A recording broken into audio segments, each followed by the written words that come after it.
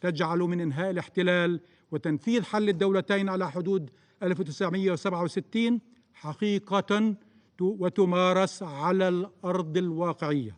لا يمكن إبطالها أو التراجع عنها، ولا يمكن الإبقاء عليها كمجرد رؤية سياسية أو أمنية دولية.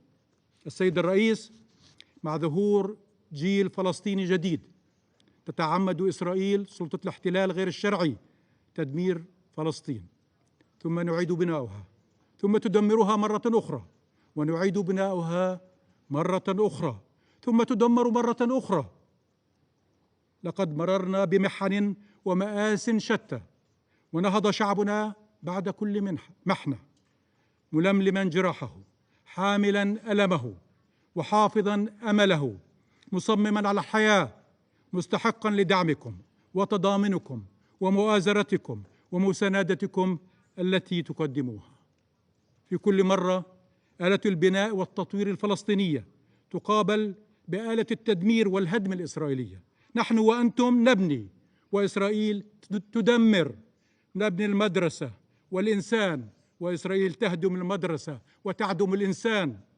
نريد إعادة بناء فلسطين بشكل يضمن ألا تتعرض للتدمير مرة أخرى، ولا يجبر شعبنا على النزوح قسرا مرة أخرى، وألا يقف على أبوابكم مكلوما مرة أخرى.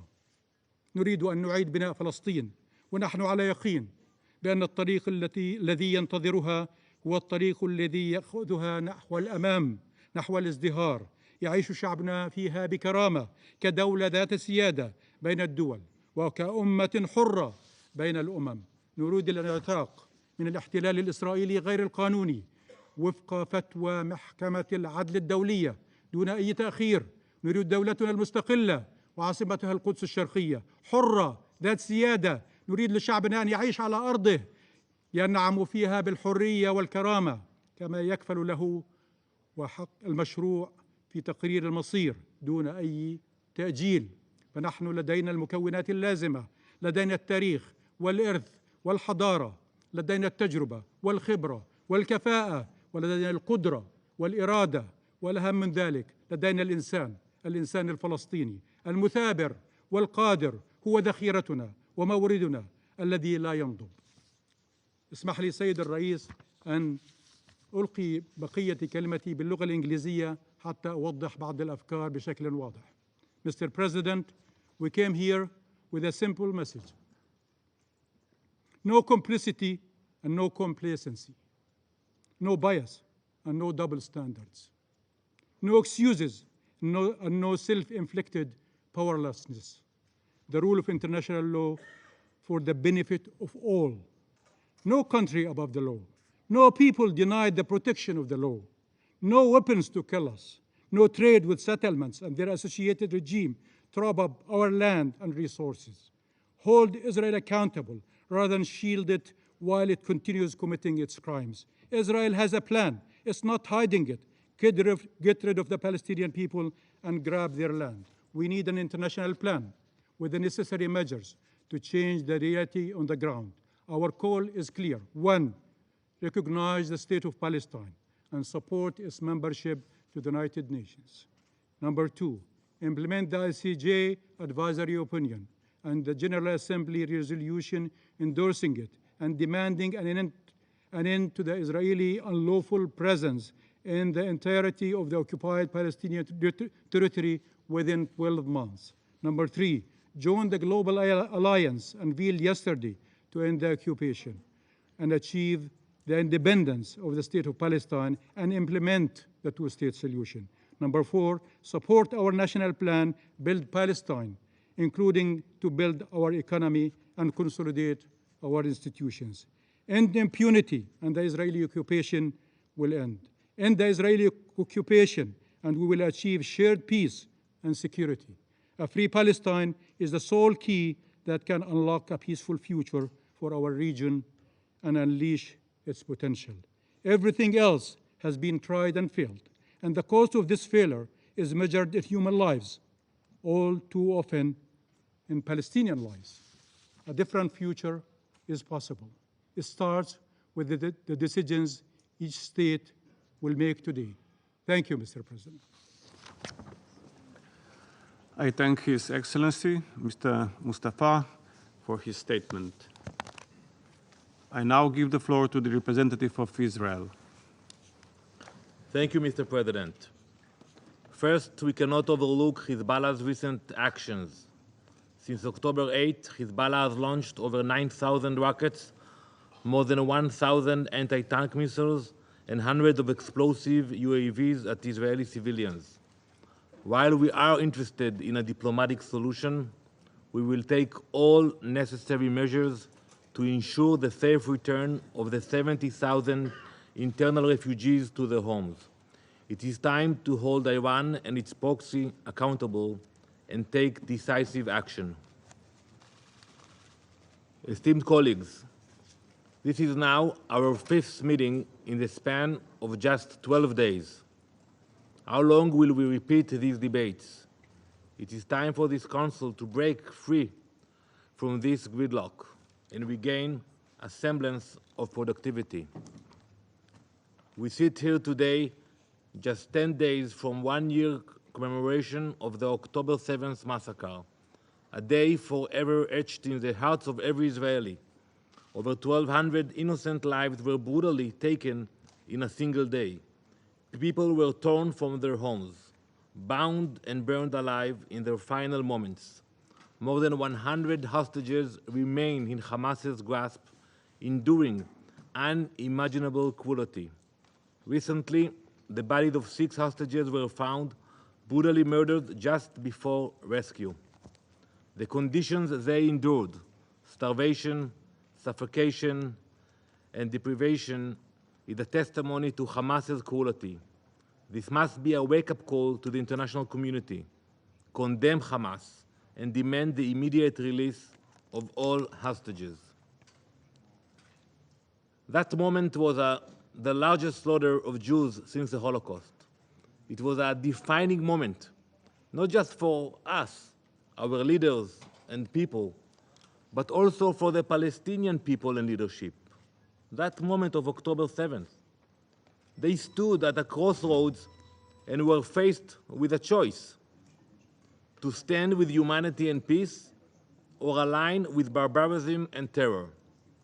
In that crucial moment, after we got the news of the attack, the Palestinian Authority failed, exposing their lack of will, desire, and ability to be true partner for peace.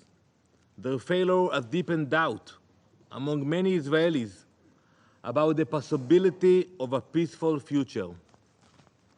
Prime Minister Mustafa left, but I plan to ask him, how can you stay silent?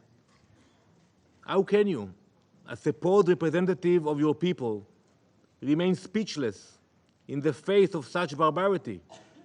Why do you refuse to condemn Hamas and their atrocities? I listened very carefully to what he said. Never once he mentioned Hamas. Yesterday I listened to President Abbas in the General Assembly. For half an hour he spoke. Never once mentioned Hamas. The PA was presented with a clear opportunity to distinguish itself from Hamas and their brutality. But once again, they wasted it. They could have presented themselves to the world as a moderate, reasonable body seeking a peaceful future. However, the Palestinian Authority has no interest in that future. The late Abba Eben's word still ring true. He was Israeli PR here many years ago. And he said, and I quote, "The Palestinians never miss an opportunity to miss an opportunity." Instead of standing for peace, the PA used international diplomacy to shield Hamas. We saw it in the General Assembly. We see it every day here. Instead of confronting Hamas, the PA protected them. Unfortunately, the Palestinian Authority's failing ran even deeper. Not only have they failed to condemn terror, but they have encouraged it through words and policy. Through the vile policy of pay to slay, the PA has turned the murder of innocents into a profitable enterprise. Terrorists are rewarded and their families compensated. The PA has transformed innocent Israeli blood into a form of sick currency. This is not just a betrayal of Israelis. It is a betrayal of the Palestinian people whose future is being sold off for violence. And I want to ask the distinguished minister and the Prime Minister, your government's collaboration in this violence has prolonged the conflict you claim to want to resolve. You shelter terrorists rather than condemn them. And we speak about Gaza and about the future of Gaza.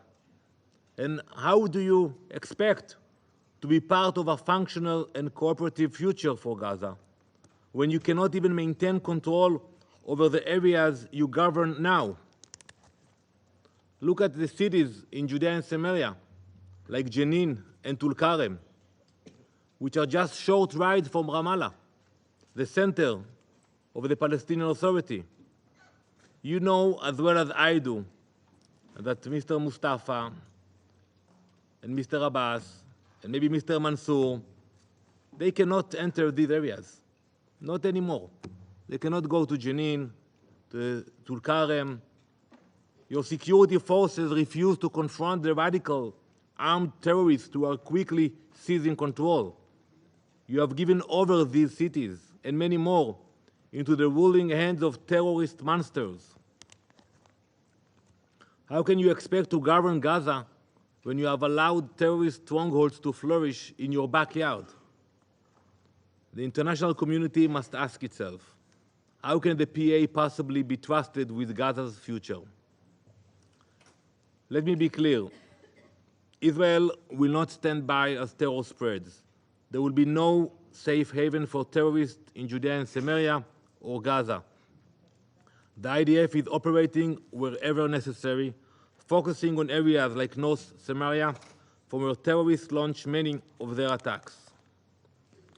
Everyone here must remember, these operations would not be necessary if the Palestinian Authority met their obligations. They are both incapable and unwilling to do so. Instead of rooting out terrorism, they allow it to fester, leaving Israel no choice but to act. And that's what we do. And we have a mission to eliminate terror wherever it arises, in Beirut, in Jenin, in Gaza, and we will not stop until our citizens are safe. Distinguished colleagues, while Israel fights a war it did not seek, we have made every effort to protect Gaza's civilian population. Despite relentless attacks, we have ensured that humanitarian aid continues to flow. Well over 1 million tons of aid have entered the Strip via over 50,000 trucks. Of the more than 1 million tons of aid, over 800,000 tons have been food. We stand ready to continue to facilitate the entry of aid, and we will continue to go above and beyond our international obligations, even as Hamas continues to embed itself among civilians. These are not actions of a nation seeking destruction. The Palestinian Authority and their allies would have you believe, and you're going to hear many ministers today, these are the actions of a nation that values life, fighting an enemy that worships death above all else. Yet the PA remains silent on these facts, choosing instead to distort reality to further their political agenda. It is time for the international community to regain its moral clarity. And you know, we see it all over, around the world. We see a clear divide between those who seek peace and those who thrive on chaos and violence. Do not waver. Do not hesitate. There is a distinction between good and evil. In each of your countries, you face radical forces, criminals, extremists, and law-abiding citizens who simply want to live in peace. The question we must ask ourselves today is this: which path is the Palestinian Authority choosing? They have to decide. They want to follow Hamas or to be something else. The PA must be forced to condemn terrorism, to renounce Hamas, and to change the radical positions that fuel this cycle of violence. They must realize there is no future in terrorism and that peace requires courage, not weakness. But whether or not the international community finds the strength to act, Israel will not waver. We will continue to defend our people, protect our borders, and uphold the values of peace and justice. Our resolve is unbreakable, our mission is clear, and we will prevail.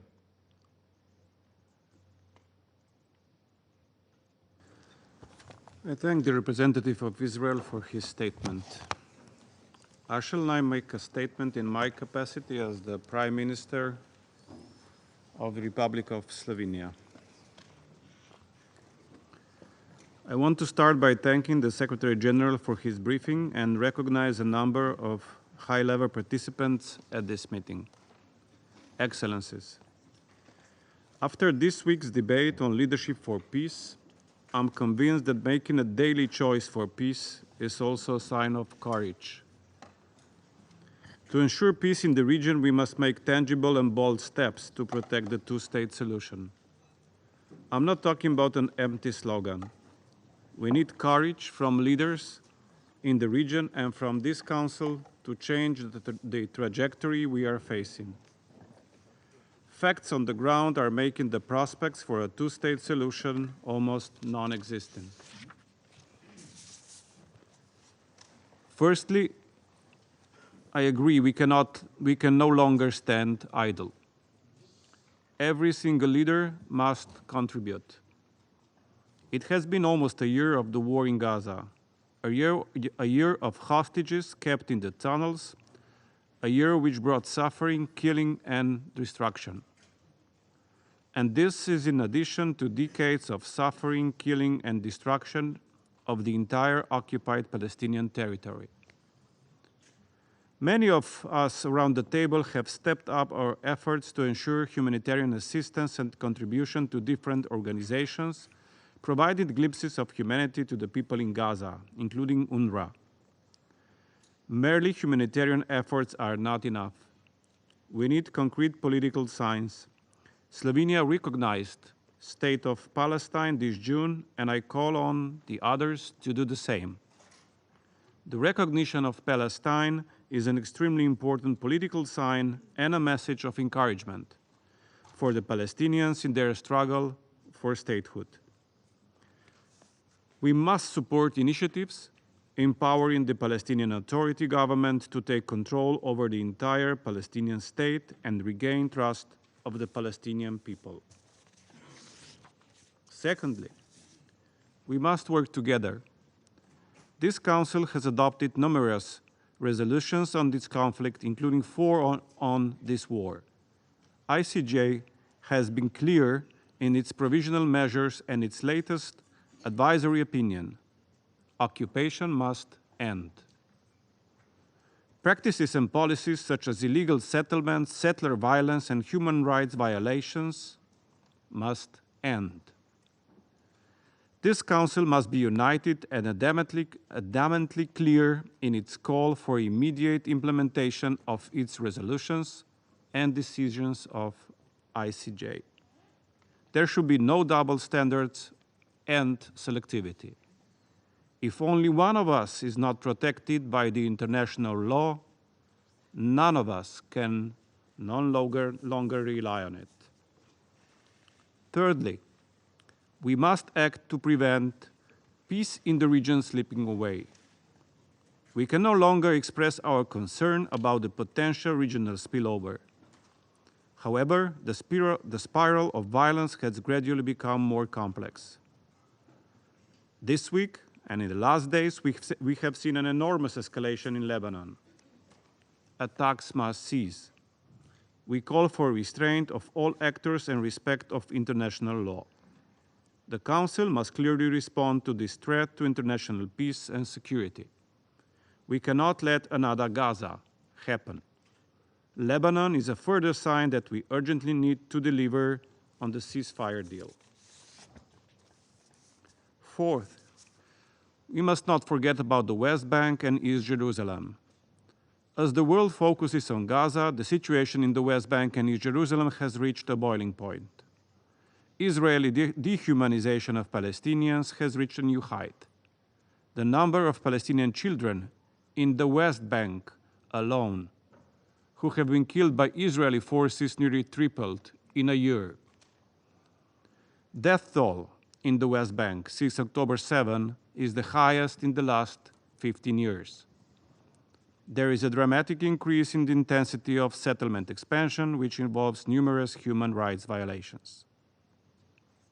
Excellencies, standing for peace cannot be in the form of hatred, escalation, provocation, occupation, or terrorism. Standing for peace is through normalization of ties, negotiation in good faith, equality, and respect for international law.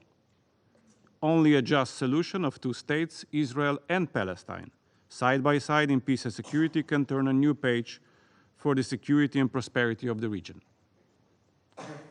And what is this Council doing? Definitely not enough. I have therefore instructed our ambassador to the Security Council, to the United Nations, to start consultations on a possible new humanitarian resolution on Palestine. Thank you.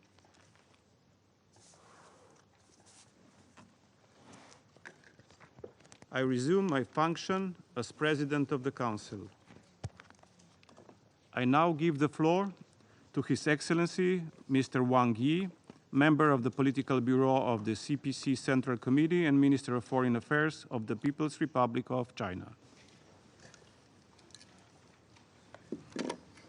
主席先生、秘书长先生、各位同事，中方欢迎阿拉伯国家提议召开安理会中东问题高级别会议。当前形势下，召开今天的会议十分重要，也十分必要。感谢各国部总理主持今天的会议。我们都认真听取了古特雷斯秘书长所做的通报，对秘书长先生以及联合国方面的斡旋，以及促进中东和平所做的努力，我们表示赞赏。主席先生，本轮巴以冲突已经延续了300多个日夜，人道危机前所未有，战争惨剧骇人听闻，加沙民众惨遭轰炸、封锁，饱受饥饿、疾病折磨，4万多平民失去生命，上百万人被迫流离失所，妇女和儿童首当其冲。与此同时，从黎巴嫩到叙利亚，从也门到伊朗，冲突外溢持续蔓延，地区热点交织共振，冲突烈度螺旋上升，中东局势令人担忧。中东不稳，天下难安。面对当前的困难和挑战，国际社会不能置身事外，安理会更不能无所作为。在此，中方提出4点主张：第一，战争冲突不能持续，必须立即实现全面停火。战争多延续1天，就会有更多的平民罹难，家庭破碎；冲突多蔓延1域，就会有更多的危机外溢，仇恨衍生。要以最大的紧迫感，推动加沙永久停火、全面撤军。冲突当事方要全面落实安理会有关决议，尽快做出停火决断，不要再采取加剧紧张局势的冒险行动。对于当事方有重要影响的国家，也要拿出真诚、负责任的态度，为平息战火发挥更多建设性的作用，切实管控和防止危机的外溢。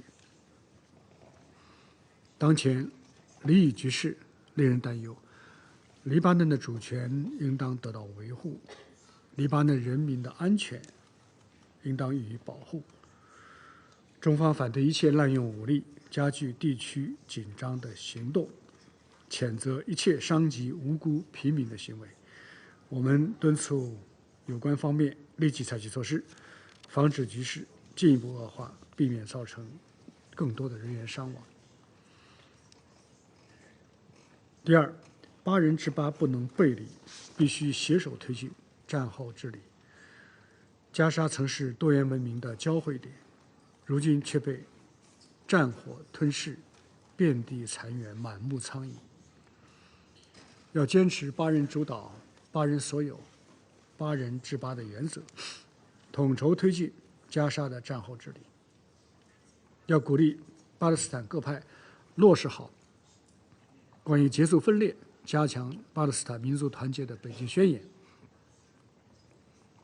支持巴勒斯坦民族权力机构增强权威和治理能力，实现对巴勒斯坦所有领土的有效管辖，以巴勒斯坦人民为主体开展具体的治理事宜。中方呼吁召开战后重建会议，倡议国际社会、地区国家和区域组织积极参与。第三，公道正义不能缺席，必须尽快激活2国方案。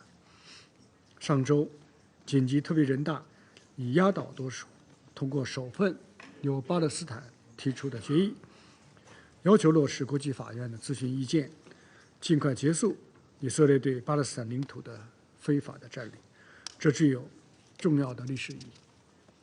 联合国有关决议不能沦为一纸空文，巴勒斯坦人民建立自己的国家的梦想不能被一再否决。中方敦促有关当事方立即全面落实联大决议要求，履行应尽的国际义务。安理会应支持巴勒斯坦成为联合国正式会员国，为落实2国方案做出新的努力。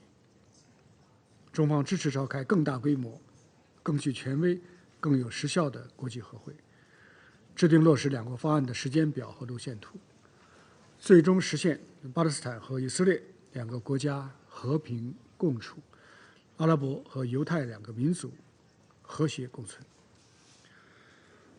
第四，国际合作、国际支持不能缺位，必须维护中东和平稳定。中东曾是人类历史的文明高地，绝不应成为当今时代的和平低谷。国际社会要在充分尊重中东国家意愿基础上，支持中东国家运用自身智慧解决地区热点难点问题。要在坚持相互尊重、公平正义的前提下，推动构建符合中东历史现实、兼顾各方合理关切的安全架构。要支持这一地区的联合国维和行动有效履行授权，推动局势降温，促进和平发展。国际社会要加大人道援助力度，确保人道物资有效准入，支持联合国近东巴勒斯坦难民救济和工程处继续发挥重要作用。尚未恢复对工程处供资的国家，应该尽快恢复供资，要帮助中东国家，特别是受冲突影响的国家，实现可持续的发展，夯实持久和平的基石。要抵制外部施压干预，让中东摆脱冲突对抗的阴霾。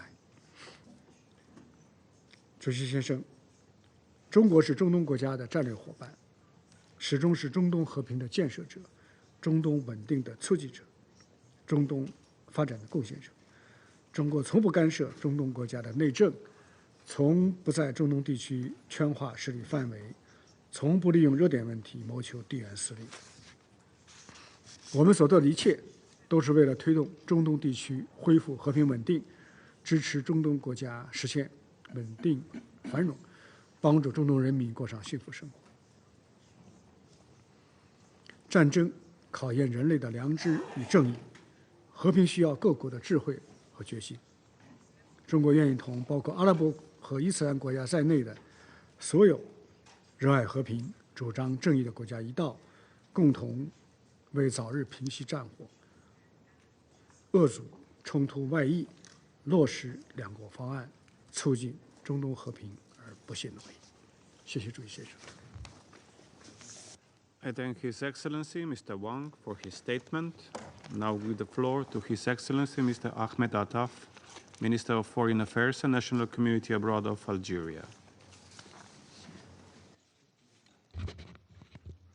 شكرا لكم السيد الرئيس على استجابتكم الكريمة لطلبنا بعقد هذا الاجتماع، والشكر موصول كذلك للسيد الأمين العام أنطونيو غوتيريش على إحاطته الدقيقة والمعبرة حول الملف الذي يشغلنا اليوم. لقد بادر وفد بلادي بطلب تنظيم اجتماعنا هذا لتسليط الضوء مرة أخرى على المسؤولية الملقاة على عاتق مجلس الأمن تجاه ما تشهده غزة من إبادة جماعية متواصلة منذ ما يقرب العام كاملا، وتجاه ما تشهده منطقة الشرق الأوسط راهنا من تصعيد إسرائيلي خطير ينذر بنشوب حرب إقليمية شاملة قد تعصف بأمن واستقرار الجميع. إنها مسؤولية قانونية وسياسية وأخلاقية وإنسانية لمجلسنا أمام هول الجرائم الإسرائيلية بحق الفلسطينيين وبقية شعوب ودول المنطقة. وإنها أيضاً مسؤولية راسخة لمجلسنا لا تقبل التبرير لعدم الالتزام بها تحت أي ظرف من الظروف، ولا تقبل التملص منها تحت أي ذريعة من الذرائع. وإنها أخيراً مسؤولية ثابتة لمجلسنا لا تتقادم ولا تسقط في ظل العجز الذي أصاب الهيئة المركزية هذه وشل من قدراتها على الاهتداء إلى سبل إنصاف الشعب الفلسطيني وإحقاق حقوقه. لقد التأم مجلسنا هذا عشرات المرات منذ بدء العدوان الإسرائيلي الغاشم على غزة، وقد أسفرت هذه الاجتماعات بعد طول مداولاتها وتعسر مفاوضاتها إلى اعتماد قرارين وحيدين يطالبان بوقف إطلاق النار في هذه الأرض الفلسطينية الجريحة، وهما القراران اللذان لم يعر لهما الاحتلال الإسرائيلي الاستيطاني أي اعتبار ولا أدنى تقدير ولا أقل احترام، بل على العكس من ذلك تماما راح يمعن في جرائمه الشنعاء وانتهاكاته الصارخة وممارساته اللا إنسانية دون أن يلقى أي ردع حاسم أو أي إدانة صريحة أو حتى أبسط لوم أو انتقاد من لدن مجلسنا هذا.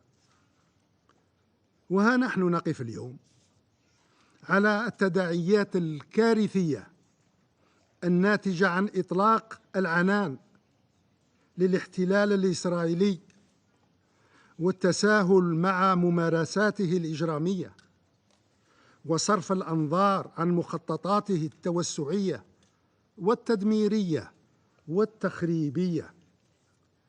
فبعد أن كنا نرقب تطورات حرب الإبادة في النطاق المحدود لقطاع غزة، أصبحنا لا ندري أين نوجه اهتمامنا في المرحلة الراهنة بين امتداد هذه الحرب إلى الضفة الغربية وبين التصعيد الإسرائيلي في المنطقة بأكملها من اليمن إلى سوريا إلى إيران وصولاً إلى لبنان، أين ارتفعت جرائم الاحتلال منازل ودرجات. وبالفعل فإن ما تم اقترافه من جرائم في غزة منذ عام وفي لبنان راهناً يصعب نعته دبلوماسياً أو سياسياً أو قانونياً، فهمجية هذه الجرائم وصلت إلى حدود ما هو لا حضاري ولا أخلاقي ولا إنساني. لقد أقام مجلس الأمن الدنيا وأقعدها في مواقف سابقة لا ترقى أن تشكل قطرة من بحر الانتهاكات الإسرائيلية لكافة الأعراف والمواثيق الدولية. ولقد لجأ مجلسنا هذا إلى الفصل السابع من الميثاق لفرض الحظر والعقوبات في حالات أقل بكثير مما يحدث في غزة وفي لبنان وفي سائر الجوار الفلسطيني فداحة وخطورة وجسامة. ولقد كان مجلسنا هذا وراء تحريك الهيئات القضائية الدولية وتأليبها في مواضع لا تقارن البتة مع هول وهمجية ما شهدناه ولا نزال نشهده من جرائم الاحتلال الإسرائيلي. إننا وإذ نستعرض تجارب المجلس السابقة في التعامل الحازم والصارم مع عدم احترام قراراته الملزمة، نجد أنفسنا أمام جملة من التساؤلات التي تطرح نفسها بكل إصرار وإلحاح. إلى متى يبقى الاحتلال الإسرائيلي الاستيطاني يحظى بنظام خاص من اللامساءلة واللامحاسبة واللامعاقبة، نظام ينطبق عليه دون سواه؟ إلى متى يبقى هذا الاحتلال محرر اليدين ومطلق السراح يمعن في الإجرام مثل ما يشاء ويدوس الشرعية الدولية أينما شاء ويعبث بأمن واستقرار المنطقة كيفما شاء دون أن يتحمل أو يحمل تبعات أفعاله وعواقب ممارساته؟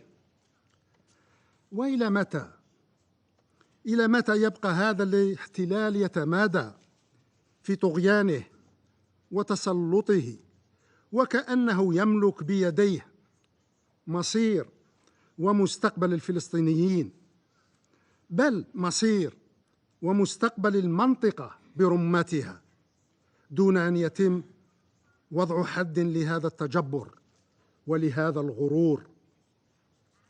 إننا نعتقد جازمين ومخلصين أن الإبقاء على وضع كهذا يعني الرهان على الأسوأ، الرهان على تشجيع وترسيخ هيمنة المحتل، والرهان على تكريس واقع الاحتلال والتوسع بالقوة، والرهان على تعبيد الطريق واسعاً أمام المخطط الإسرائيلي الذي سيدفع لا محالة بالفلسطينيين وبجميع دول المنطقة نحو مصير لا يصعب البتة التنبؤ بمآلاته وتداعياته الكارثية على الجميع.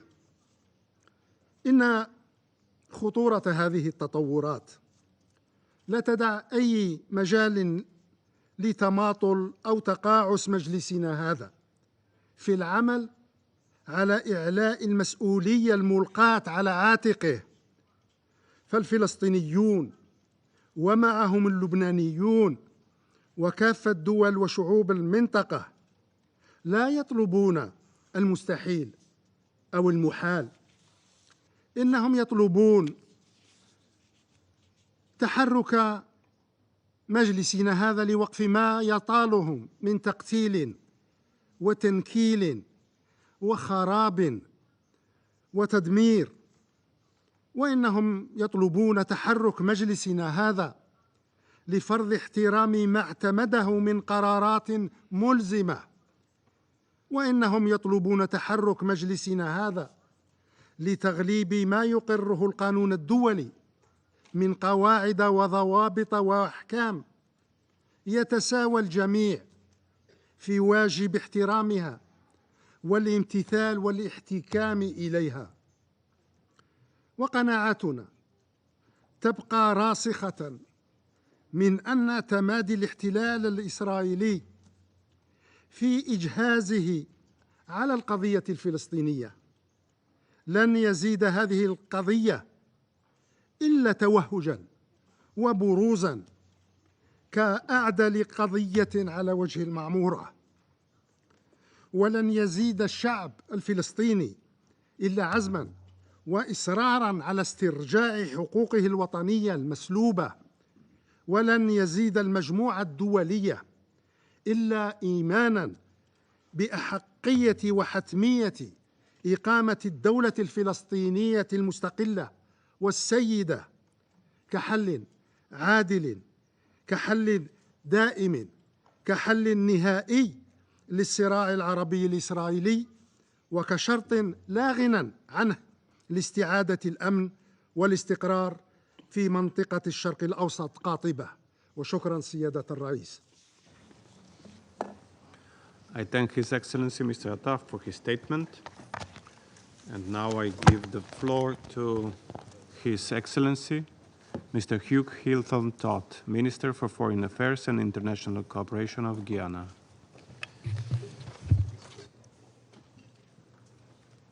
Thank you. Thank you, Mr. President.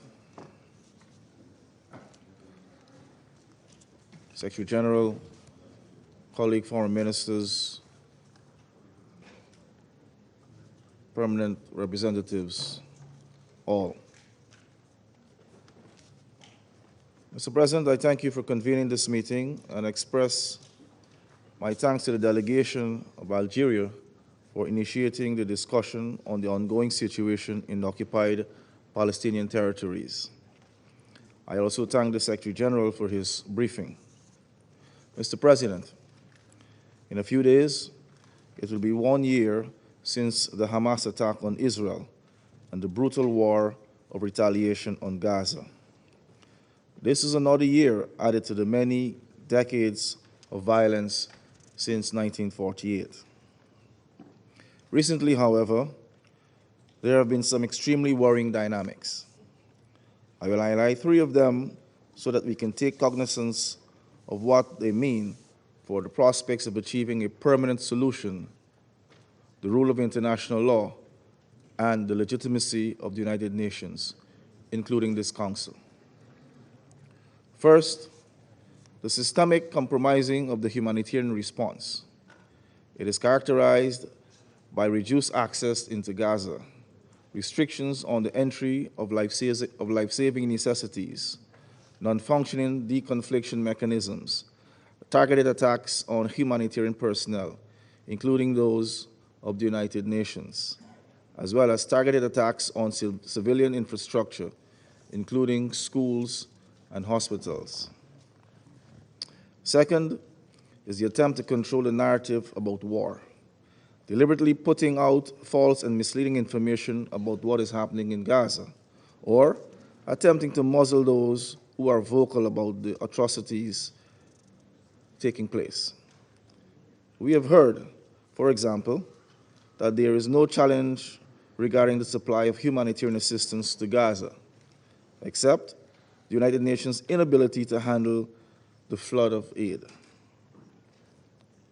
We have also seen the killings of journalists, even in instances where they were wearing clearly marked press vests. Just over the weekend, we saw the forceful closure of one media outfit in the West Bank.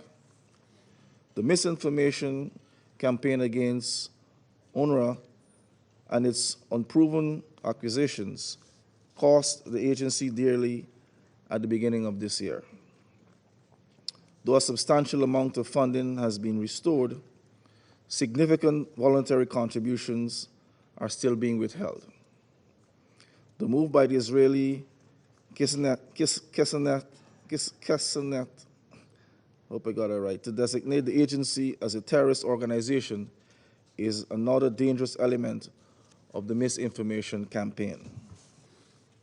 The third element, and perhaps the most worrying, is the blatant and seemingly entrenched disregard for international law by the occupying power that characterizes not just this war, but the Israeli-Palestinian conflict more generally. This disregard is made even more dangerous by the accompanying lack of accountability, creating a situation of impunity. This is the principal reason for the protracted and stalled situation regarding the Palestinian question, and the reason that no solution seems imminent.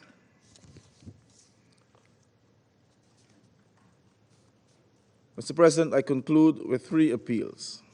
One, we need an immediate ceasefire in Gaza, the release of all hostages and illegally detained Palestinians, and an end to the campaign of violence in the occupied West Bank, including East Jerusalem. We also need a de-escalation of tensions across the region and for all parties, including Israel, to cease their provocative actions.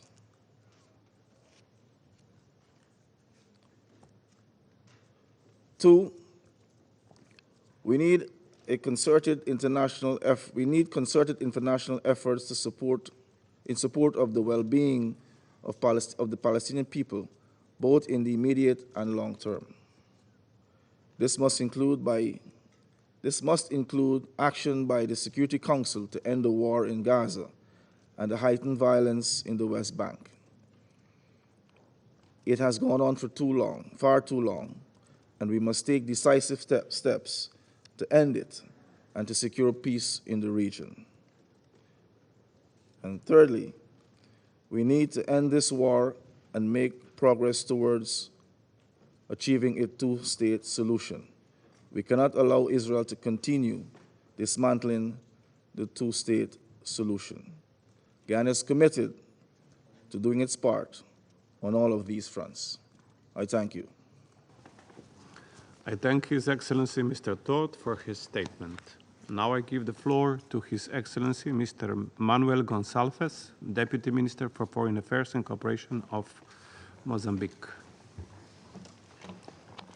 Mr. President, Mozambique commends the Slovenian presidency for convening this important briefing on current situation in occupied Palestinian territories. We thank Algeria for requesting this timely briefing.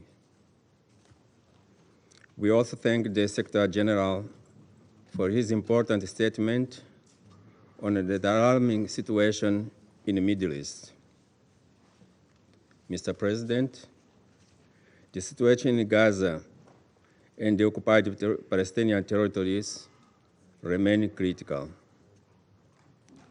We have witnessed a significant escalation in violent and militarized operations, causing a higher number of casualties, extensive destruction of immeasurable civil infrastructure, including schools, hospitals, and shelters.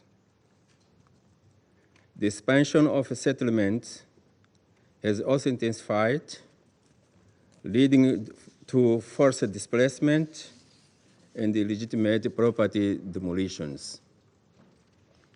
This deeply deplorable situation is further exacerbating tension and undermining any prospect for peace.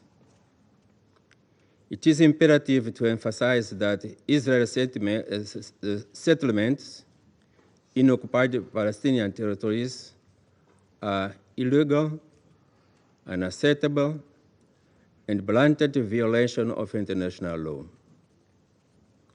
The International Court of Justice has underscored that these settlements and the associated police amount to de facto annexation of annexation, and systematic discrimination against Palestinians. We urge the government of Israel to hold accountable any individuals and entities responsible for violence against civilians in the West Bank. Mr. President, given the grave situation prevailing in Gaza Strip and West Bank, we reiterate our call for immediate ceasefire, release of hostages and all other captive, safe and conditional humanitarian access, ensuring that aid reaches those in need without restriction. It is crucial for the international community and the Security Council in particular to continue to pursue diplomatic solutions, especially as the regional spillover becomes an unfortunate reality in the Middle East. Mr. President, we commend the completion of the first round of a polio vaccination campaign in Gaza. These achievements exemplifies the collaboration and dedication of all parties involved, including the World Health Organization. We urge all parties to show the same spirit of cooperation and guide the facilitation of second round of vaccination planned for October and any other humanitarian assistance. Ensuring that the children receive this vital vaccination is crucial for their health and well-being, especially in the region facing such challenging circumstances. Mr. President, in the light of current crisis in the occupied Palestinian territories, including Gaza Strip in particular, we are of view that this Security Council must take the following set of urgent actions. 1, call for direct dialogue between the parties. 2, influence the parties to de-escalation. 3, halt the regional expansion of the conflict. 4, ensure scrupulously respect for international humanitarian law and international human rights. Mozambique extended its appreciation and encouragement to UN members, humanitarian workers, regional organizations for their tireless contribution to peace and security in the Gaza Strip. We reiterate our consistent and unwavering commitment to the vision of a two-state solution where two democratic states, Israel and Palestine, as full members of the United Nations, coexist peacefully and securely within recognized borders consistent with international law and the relevant United Nations resolutions. Mozambique further stresses the importance of unifying the Gaza Strip with the West Gaza and the Palestinian Authority. Thank you so much, President. I thank His Excellency Mr. Gonzalez for his statement. I now give the floor to His Excellency Mr. Sergei Lavrov, Minister for Foreign Affairs of the Russian Federation. Благодарю вас, госпожа председатель, уважаемые министры, коллеги, дамы и господа. Благодарим генерального секретаря за его оценки ситуации на Ближнем Востоке с фокусом на беспрецедентный уровень конфронтации на оккупированной палестинской территории и в Ливано-израильском приграничье. Этот конфликт отзывается также и в других частях региона, в том числе на Красном море и в Аденском заливе. На обширном пространстве всего Ближнего Востока и Северной Африки сохраняются очаги нестабильности. Спираль насилия вышла далеко за пределы зоны арабо-израильского противостояния, дестабилизируя обстановку не только в упомянутых мной регионах, но и в Средиземном море, в Персидском заливе и в целом на севере Африки. Краеугольным камнем этих кризисных процессов была и остается нерешенность палестинского вопроса. В эпицентре нынешнего противостояния находится сектор Газа, где начавшийся в октябре прошлого года очередной виток военных действий уже стал самым кровавым в длинной череде арабо-израильских войн. Количество убитых перевалило за 41 тысячу. Число раненых и пропавших без вести приближается к 100 тысячам. Большинство жертв – мирные жители анклава, среди которых много женщин, детей, стариков. В условиях боевых действий и установленной Израилем блокады анклава ситуация стремительно деградирует. Сектор стал самой большой тюрьмой под открытым небом, из которой людям невозможно бежать. По словам главы Международного комитета Красного Креста госпожи Сполярич, израильская военная операция полностью изменила саму концепцию конфликта в сторону, цитирую, дегуманизации и лишения мирных жителей человеческого достоинства. Хочу, чтобы все помнили нашу неизменную позицию. Нет никаких оправданий теракту 7 октября, но подвергать коллективному наказанию всех палестинцев неприемлемо. Я упоминал цифры погибших мирных граждан. 41 тысяча за год после 7 октября. Это в 2 раза, в 2 с лишним раза больше, чем число гражданских жертв с обеих сторон конфликта на Украине за 10 лет после кровавого госпереворота в феврале 2014 года. За 1 год убито палестинцев в 2 раза больше, чем за 10 лет гражданские жертвы понесены с обеих сторон на украинском направлении. Несмотря на то, что Совет Безопасности и Генеральная Ассамблея приняли несколько резолюций с призывом прекратить огонь и наладить устойчивый гуманитарный доступ в Газу, операция израильской армии продолжается.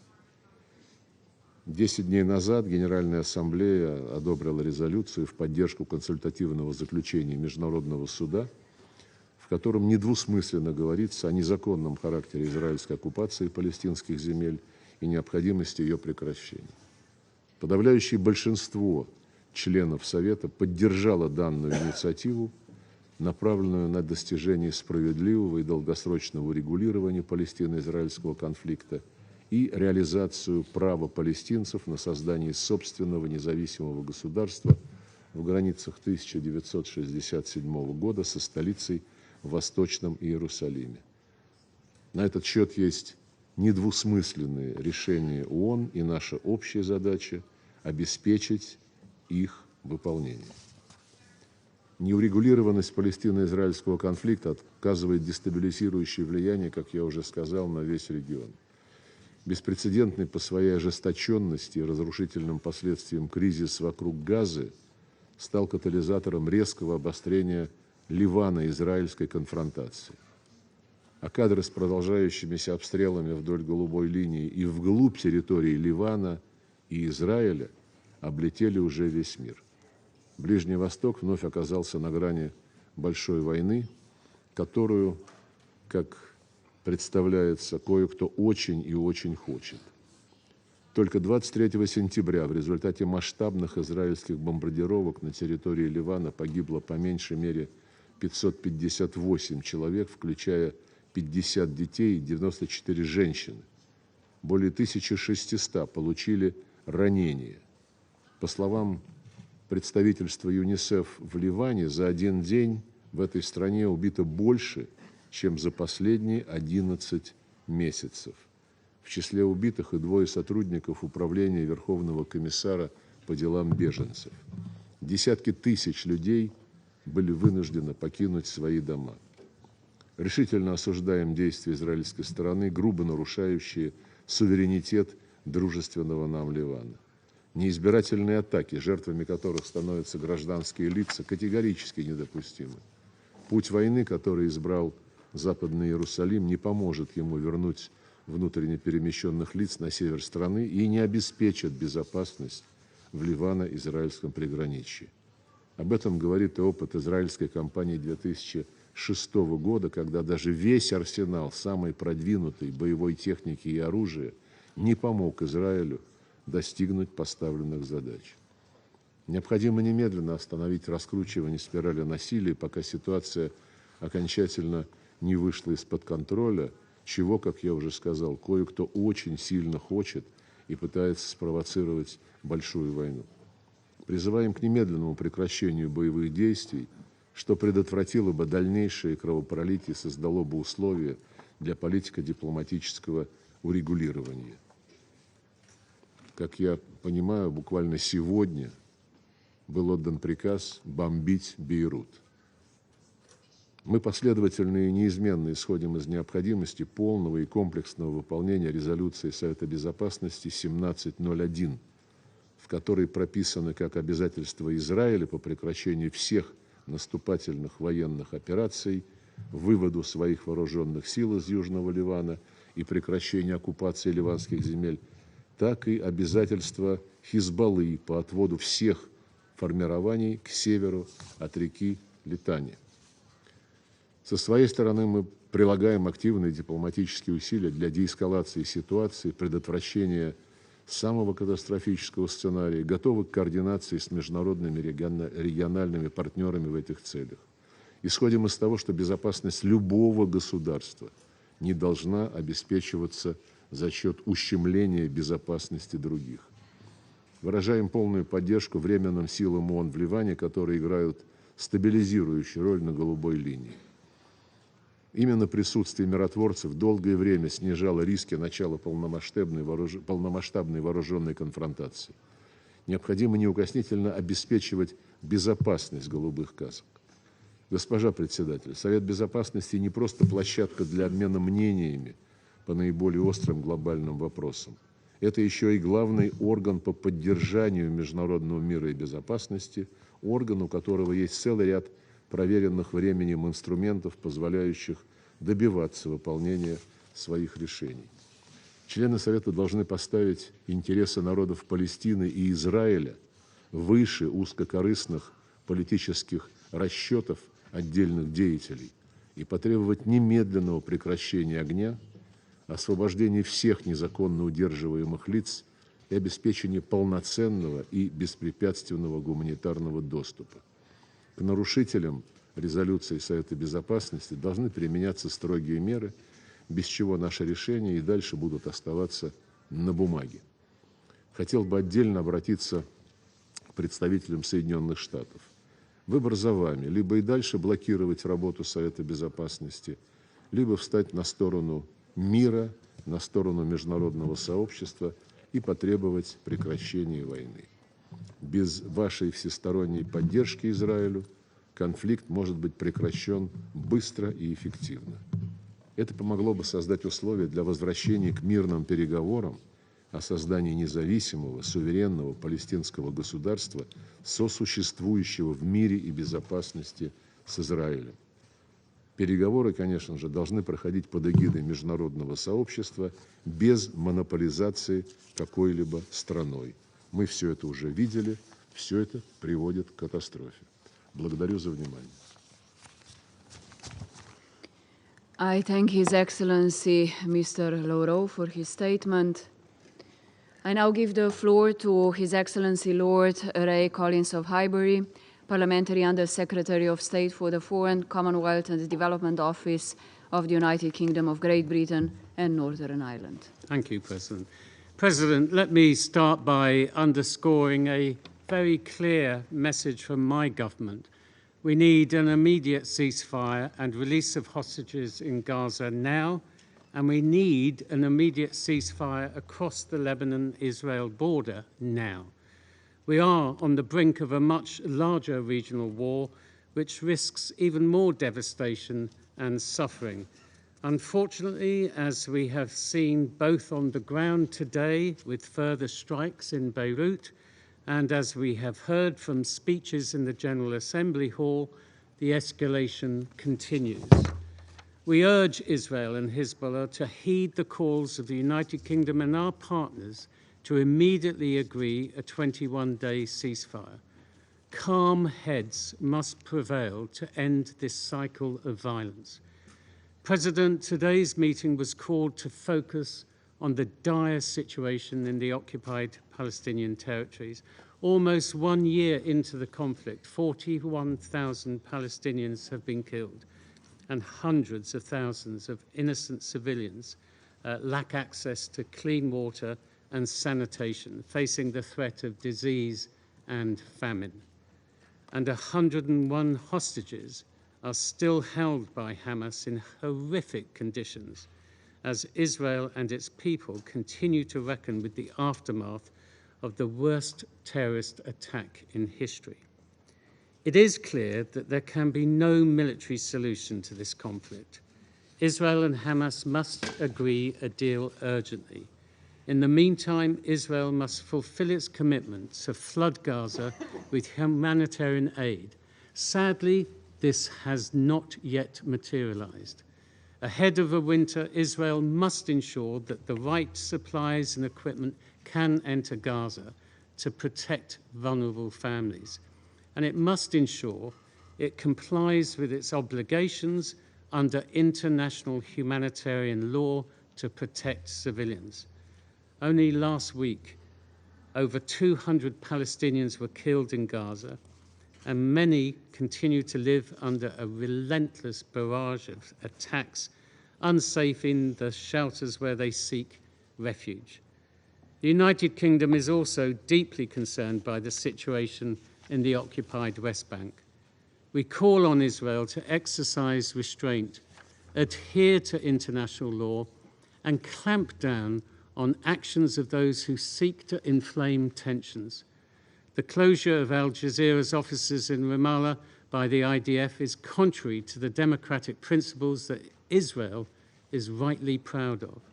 Media freedom and security of journalists must be respected. President, without a revitalized political process towards a two-state solution, we will not achieve a sustainable peace. We need galvanized international efforts to this end and to realize a safe and secure Israel alongside a safe and secure Palestinian state. This must include the reunification of Gaza and the West Bank, including East Jerusalem, in line with 1967 borders and under the effective control of the Palestinian Authority. President, planning for Gaza's future must also put Palestinians at the center of governance, security, recovery, and reconstruction efforts. This is the only way to deliver a lasting stability. Together, we must stop the region slipping into a deeper crisis and pull it back on the path towards a peaceful future. Thank you. I thank His Excellency Lord Collins of Highbury for his statement. I now give the floor to the representative of the Republic of Korea.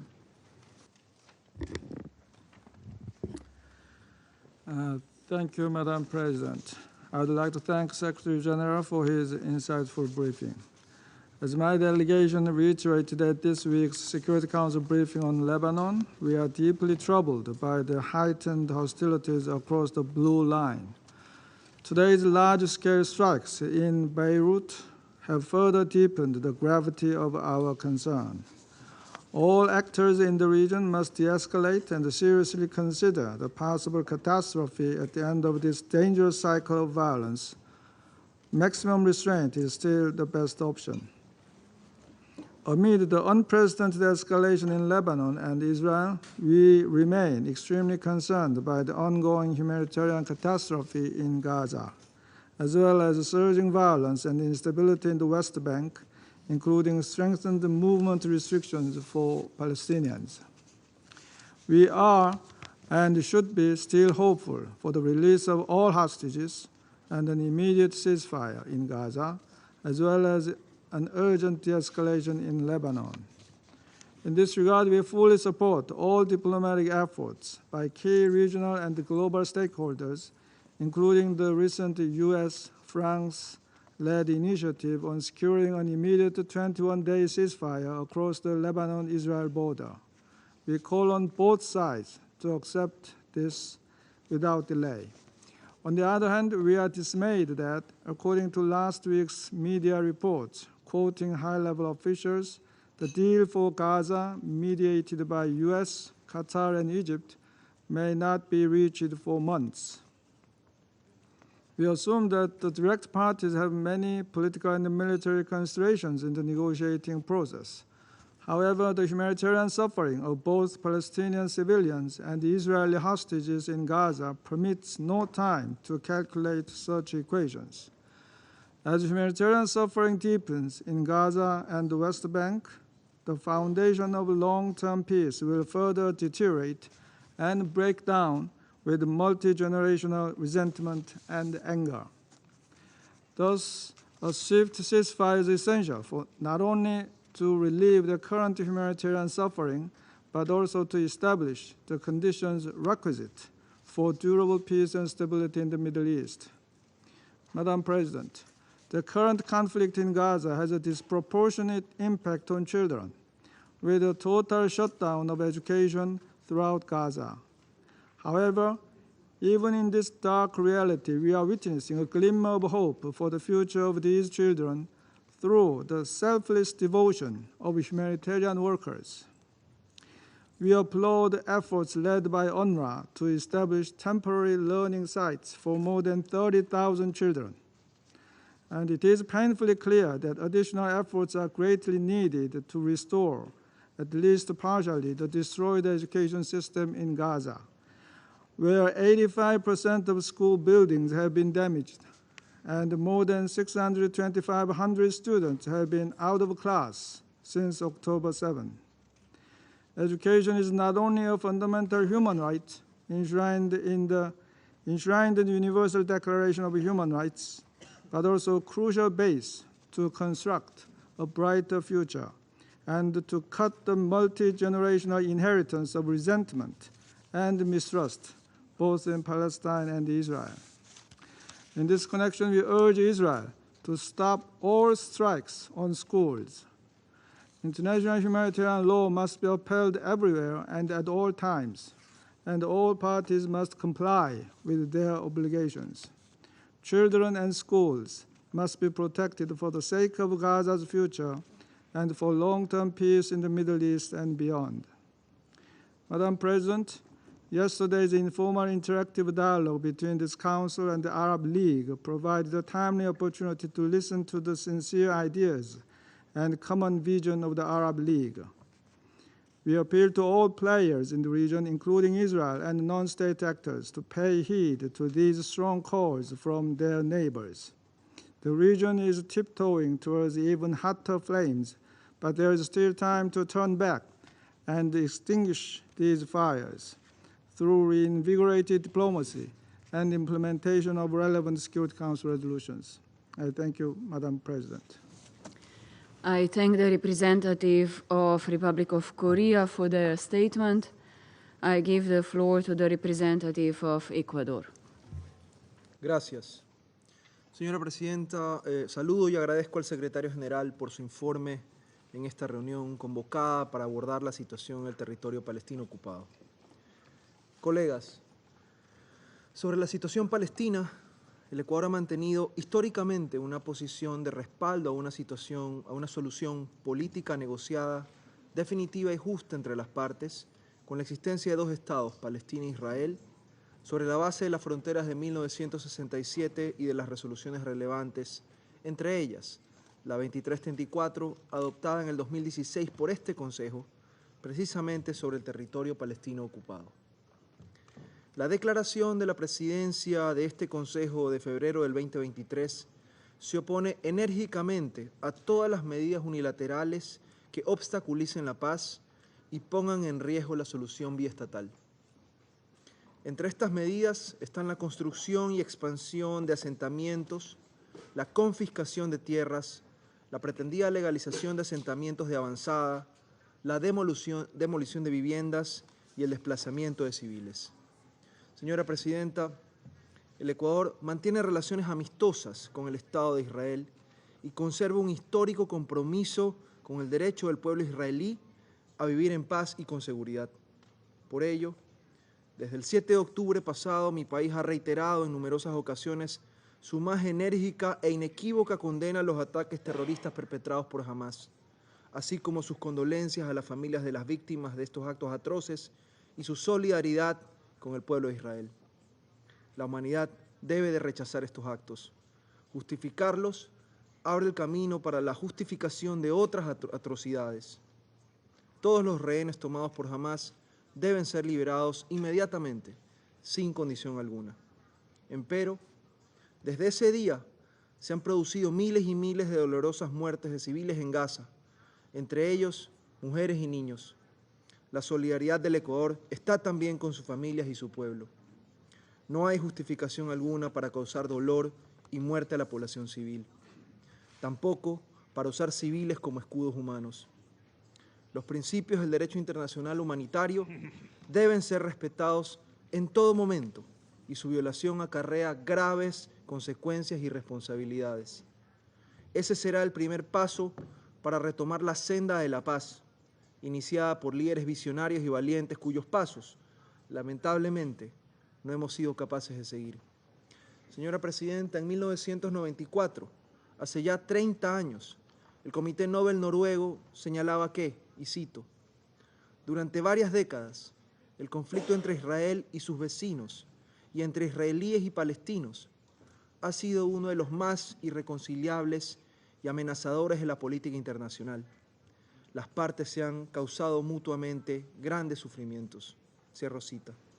El Premio Nobel de la Paz se otorgó ese año a Arafat, Pérez y Rabin por haber contribuido sustancialmente a un proceso histórico, cito, mediante el cual la paz y la cooperación pueden sustituir a la guerra y el odio.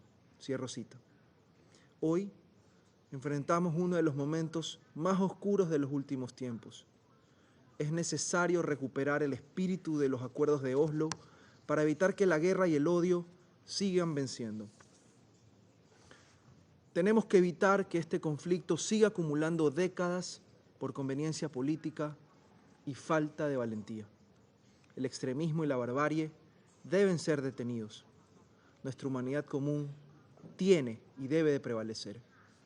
Señora Presidenta, colegas, en el Pacto del Futuro, adoptado hace apenas 5 días, todos, cito, reafirmamos nuestro compromiso de actuar con arreglo al derecho internacional, incluida la Carta y sus propósitos y principios, y de cumplir nuestras obligaciones de buena fe.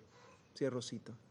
Cumplir efectivamente este compromiso, sin excusas ni pretextos, abrirá el camino hacia la paz. Muchas gracias. I thank the representative of Ecuador for their statement. I give the floor now to the representative of the United States. Thank you, Madam President, and thank you, Mr. Secretary General, for your briefing. Colleagues, this is a decisive moment for the region. As President Biden said earlier this week, and I quote, all-out war is possible. But colleagues, all-out war is not inevitable. We are all too aware of the strong headwinds. However, there is still an opportunity to have a ceasefire with hostage release in Gaza and a diplomatic resolution of the conflict between Israel and Hezbollah. Doing both, alongside efforts to integrate Israel into the region, could reinforce peace and stability. And it could breathe new life into what I think we all recognize has been a lack of progress toward a two-state solution. The decision to embrace that change, to take the difficult steps necessary to achieve a more safe, peaceful, prosperous future for all, lies not in the hands of the Security Council, but in the hands of decision makers in the region. But this council can support progress in the right direction We can create opportunities for the forces of change to ultimately triumph over the forces of violence and terrorism, division, and despair. That is what President Biden has worked to achieve this past year. This work hasn't been without setbacks, and it certainly hasn't been easy, but he believes, and I believe, that the building blocks are there. First, a 21-day ceasefire between Hezbollah and Israel, which would provide space for a diplomatic solution consistent with Resolution 1701 that pulls Hezbollah forces back from the border and allows people to safely return to their homes in both countries. We've been working tirelessly to achieve this outcome and encourage all member states to support the proposal that the United States and other countries put forward earlier this week. Second, the framework for a ceasefire with release of hostages in Gaza is endorsed by this Council in Resolution 2735, which would end the war, allow for a surge of humanitarian assistance, and set the stage for the reunification of Gaza and the West Bank under a revitalized Palestinian Authority. And third, the potential historic normalization agreement between Saudi Arabia and Israel, which would further bind together Israel and the Arab world and help marginalize the terrorist proxies that are funded, armed, and sponsored by Iran, sowing chaos across the region. Achieving these three steps would require political will, but would make Israel more secure. And it would create the conditions for a better future for the Palestinian people, a future in which they enjoy equal dignity and security, freedom and self-determination. Colleagues, in just 10 days, we will mark the one-year anniversary of October 7th. 1 year since Hamas killed 1,200 people, murdering children in front of their parents and parents in front of their children. 1 year since Hamas unleashed sexual violence as a weapon of war. 1 year since Hamas took hundreds more hostage, including Americans and citizens from more than a dozen countries, some of which sit on this council. As President Biden said, the world must not flinch from the horrors of October 7th. Any country would have the right and responsibility to ensure that such an attack could never happen again. Israel is no different. With that, we must all recognize that allowing the terrorist group that committed this carnage to dictate the terms of peace is hardly a recipe for regional stability. And even as we press for a ceasefire and demand that all parties to the conflict protect civilians and humanitarian personnel, we all must not forget that Hamas continues putting civilians at risk every day in Gaza. But its refusal to accept the ceasefire deal on the table, by its continued practice of hiding fighters and commanders in schools and hospitals and tunnels under civilian infrastructure. Now there are members of this council that won't even utter the word Hamas, let alone condemn its brutality on October 7th and after it. But colleagues, acknowledging that reality does not mean ignoring the plight of the Palestinian people. We mourn the tens of thousands dead, nearly 100,000 injured this past year. Nor does it relieve pressure on Israel to protect civilians. Quite the opposite. What's more, while our eyes rightfully turn to the situation in Gaza and Lebanon, we cannot forget that Palestinians living in the West Bank have been subjected to violence from extremist settlers, watching in horror as their homes are set on fire, their olive trees uprooted, their land seized for illegal outposts and settlements. Their suffering, too, matters. Their humanity, too, matters. The current situation is so very clearly unsustainable. And while I wish there was a shortcut to peace, we know that's not the case. Not in the General Assembly, and not here in the Security Council, which has repeatedly underscored that a lasting and comprehensive resolution of the Israeli-Palestinian conflict can only be achieved through direct negotiations between the parties, consistent with the principle of land for peace, previous resolutions, and international law. And so the United States will continue to oppose unilateral measures that undermine the prospects of negotiations toward a two-state solution. That includes one-sided resolutions like the one recently adopted by the General Assembly, which do little to bring Palestinians closer to a democratic state of their own. It also includes the advancement of Israel's program of settlements, which we have reiterated over and over again hinders the prospects of peace, weakens Israel's security, and is inconsistent with international law.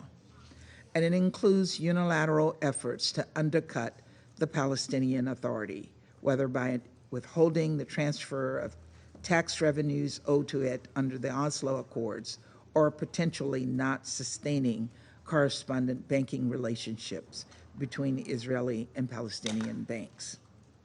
We have been clear to Israeli officials that these relationships are necessary for preventing a deepening economic crisis in the West Bank, and that a lapse of these legitimate financial efforts would increase the risk of illicit financing, undercutting Israel's security. Colleagues, we have a shared responsibility to enable diplomacy between the parties. The 21-day ceasefire across the Israel-Lebanon border would allow negotiations toward a diplomatic solution, reducing tensions along the blue line and allowing people to return to their homes in both countries. The ceasefire with hostage release in Gaza, and ultimately a normalization deal with a firm commitment to a political horizon for the Palestinian people. Creating openings for diplomatic process takes political will, and it requires leaders to make some difficult decisions. But for the sake of Israeli, Palestinian, and Lebanese civilians, and all those in the region desperately hoping for peace, it is critical that those leaders make the right decisions. Let us help rather than hinder them in doing just that. Thank you. I thank the representative of the United States for their statement. I give the floor to the representative of France. Madame la Présidente, je remercie le secrétaire général de son exposé. Comme l'a dit le président Emmanuel Macron devant l'Assemblée générale mercredi, il ne doit pas y avoir de guerre au Liban. Nous appelons avec force Israël à cesser l'escalade en cours au Liban et le Hezbollah à cesser les tirs vers Israël. Depuis le début de la semaine, les frappes israéliennes ont déjà causé plusieurs centaines de morts civiles, dont des dizaines d'enfants. Le droit international humanitaire doit être respecté. Les civils, qu'ils soient libanais ou israéliens, ne doivent en aucun cas être pris pour cible. Les frappes massives qui se sont déroulées aujourd'hui dans la banlieue sud de Beyrouth ont une nouvelle fois causé des destructions et fait de nombreuses victimes. Elles doivent cesser immédiatement. La France est déterminée à obtenir la cessation des hostilités le long de la ligne bleue, en accord avec la résolution 1701, et à assurer la sécurité des populations civiles en Israël comme au Liban. À Gaza, la guerre qui fait rage depuis bientôt un an doit s'arrêter sans plus tarder. Ce Conseil l'a exigé par sa résolution 2735 et il doit contribuer à mettre un terme à la tragédie qui s'y déroule. Il faut un cessez-le-feu immédiat et permanent dans la bande de Gaza. Tous les otages doivent être libérés sans délai. Les obstacles à l'aide humanitaire doivent être levés. La stabilité de la région est en jeu. La France condamne toutes les attaques visant des écoles, des abris de personnes déplacées, des personnels humanitaires ou des Nations Unies. Le droit international humanitaire s'impose à tous, y compris à Israël. Il n'y a pas deux poids, deux mesures. Nous rendons aussi hommage à l'OMS, l'UNICEF et l'UNRWA pour avoir mené à bien une campagne de vaccination contre la polio. À l'approche du 7 octobre, la France rappelle sa ferme condamnation des attaques terroristes commises par le Hamas et d'autres groupes terroristes. L'attachement de la France à la sécurité d'Israël est connu et il est indéfectible. L'urgence humanitaire à Gaza ne doit pas nous faire perdre de vue la Cisjordanie, où la situation ne cesse de se dégrader. L'accélération de la colonisation, qui est illégale et que la France condamne, éloigne la perspective d'y établir un futur État palestinien viable et contigu. La politique de terreur menée par les colons doit cesser sans délai. La France condamne les violations du statu quo historique sur les lieux saints à Jérusalem-Est, de même que les provocations et les mesures unilatérales qui risquent de conduire à un embrasement de la situation à Jérusalem-Est et en Cisjordanie. Madame la Présidente, face à la tragédie au Proche-Orient, l'inaction, notamment de ce Conseil, n'est pas une option. La France soutient les efforts de médiation conduits par les États-Unis, l'Égypte et le Qatar. Tout doit être fait pour que ces négociations aboutissent au plus vite. En lien avec ses partenaires, la France poursuit ses efforts pour une relance des efforts de paix visant à mettre en œuvre la solution des deux États. Elle restera à l'initiative, y compris au Conseil de sécurité, qui aura tout son rôle à jouer le moment venu. Dans l'immédiat, nous devons continuer d'aider les Palestiniens à établir un futur État palestinien, viable, souverain et contigu. Les mesures qui visent à affaiblir l'autorité palestinienne doivent cesser. La France appelle Israël à ne plus faire obstacle au transfert des revenus de l'autorité palestinienne. Elle soutient une autorité palestinienne réformée, capable d'exercer ses responsabilités sur l'ensemble des territoires palestiniens, y compris dans la bande de Gaza. Je vous remercie. I thank the representative of France for their statement. I give the floor now to the representative of Malta. Thank you, Madam President. And I also thank Secretary General for his briefing. From the start of this conflict, Malta's call has been consistent, unequivocal, and clear. Only a permanent and immediate ceasefire in Gaza will provide the necessary environment for de-escalation. We therefore remain gravely alarmed by the situation in the occupied Palestinian territory and beyond. This has resulted in unimaginable devastation and displacement, often on multiple occasions for countless civilians. Unfortunately, the outlook remains bleak. Nevertheless, accepting the status quo is not an option. We fully support the ongoing diplomatic efforts by the US, Egypt, and Qatar towards achieving a ceasefire. This Council and the international community, too, have a critical role to play.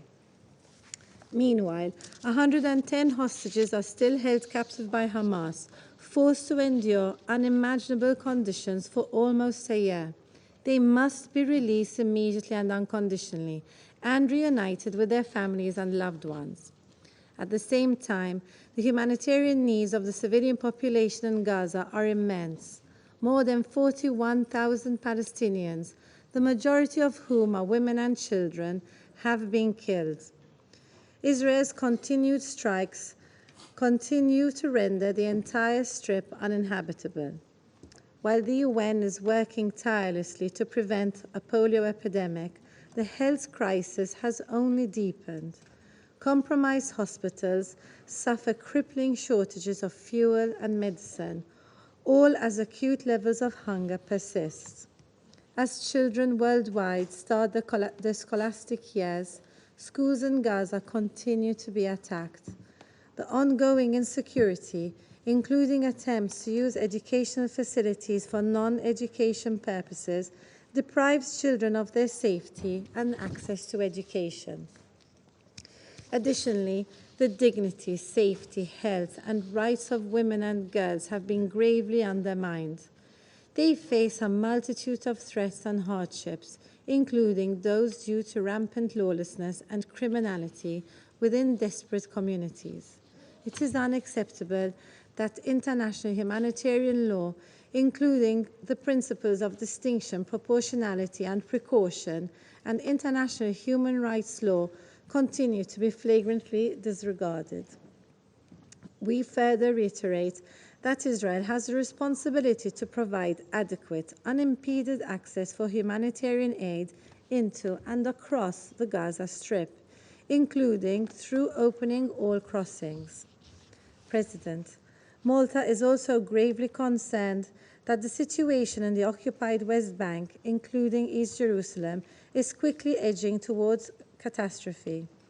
This cannot be allowed to occur. It would extinguish any remaining hope for peace. Civilian death and destruction caused by Israeli military operations and escalating settler violence, combined with demolitions, forced displacement, and intimidation, are rendering conditions unlivable for Palestinians. We reiterate that settlement activity is illegal under international law and undermines the contiguity of a future Palestinian state. In line with the ICJ advisory opinion of 19 July and the General Assembly resolution adopted last week, Israel is under an obligation to end its unlawful presence in the occupied Palestinian territory as rapidly as possible. President, as the world continues to witness unprecedented regional suffering, which has now alarmingly spilled over into Lebanon, the latest news coming out of the country is deeply concerning, and we are monitoring developments closely. We stress that further escalation will not lead to a resolution of this conflict. We call on all parties to exercise utmost restraint and to de-escalate the situation through diplomacy and the agreement of a sustained ceasefire. This is the only path which will allow us to rebuild a necessary political horizon and lasting peace, a peace based on a two-state solution along the pre-1967 borders, addressing the legitimate aspirations of both sides, with Jerusalem as the future capital of two states, living side by side in peace and security, in line with the relevant Security Council resolutions and internationally agreed parameters. Thank you. I thank the representative of Malta for their statement. I give the floor to the representative of Sierra Leone. Thank you, Madam President. I thank the Secretary General, Mr. Antonio Guterres, for his briefing, which clearly highlights the precarious nature of the ongoing conflict in the occupied Palestinian territory and other parts of the region. Let me further acknowledge the leadership of the Secretary General and the commitment of the entire UN system to alleviate the plight of the Palestinian people. In this regard, we commend the World Health Organization, UNICEF, and ONU for collaborating with the Palestinian Ministry of Health to successfully roll out the polio vaccination campaign. We honor the service and ultimate sacrifice of the over 220 UN and other humanitarian workers who have lost their lives in this conflict and stand in solidarity with all frontline operational personnel.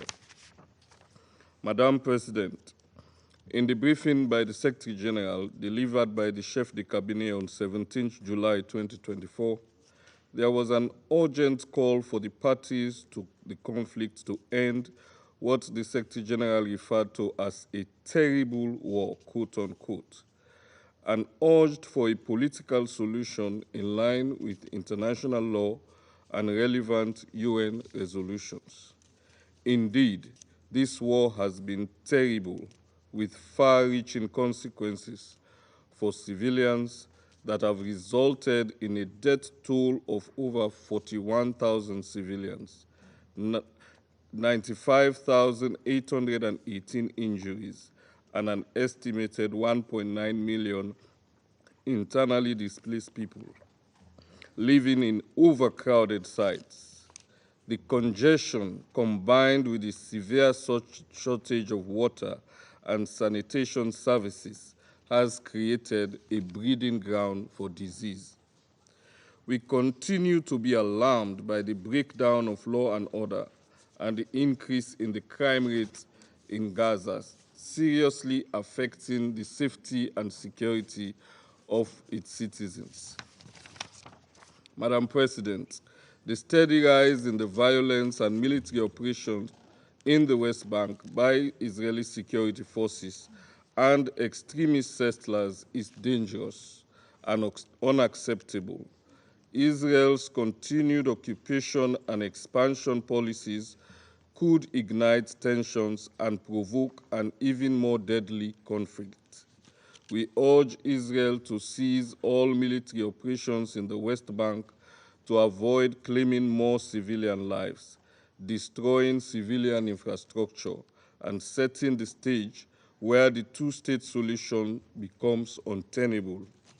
We therefore condemn all attacks against civilians and call upon parties to the conflict to take immediate steps to de-escalate the situation.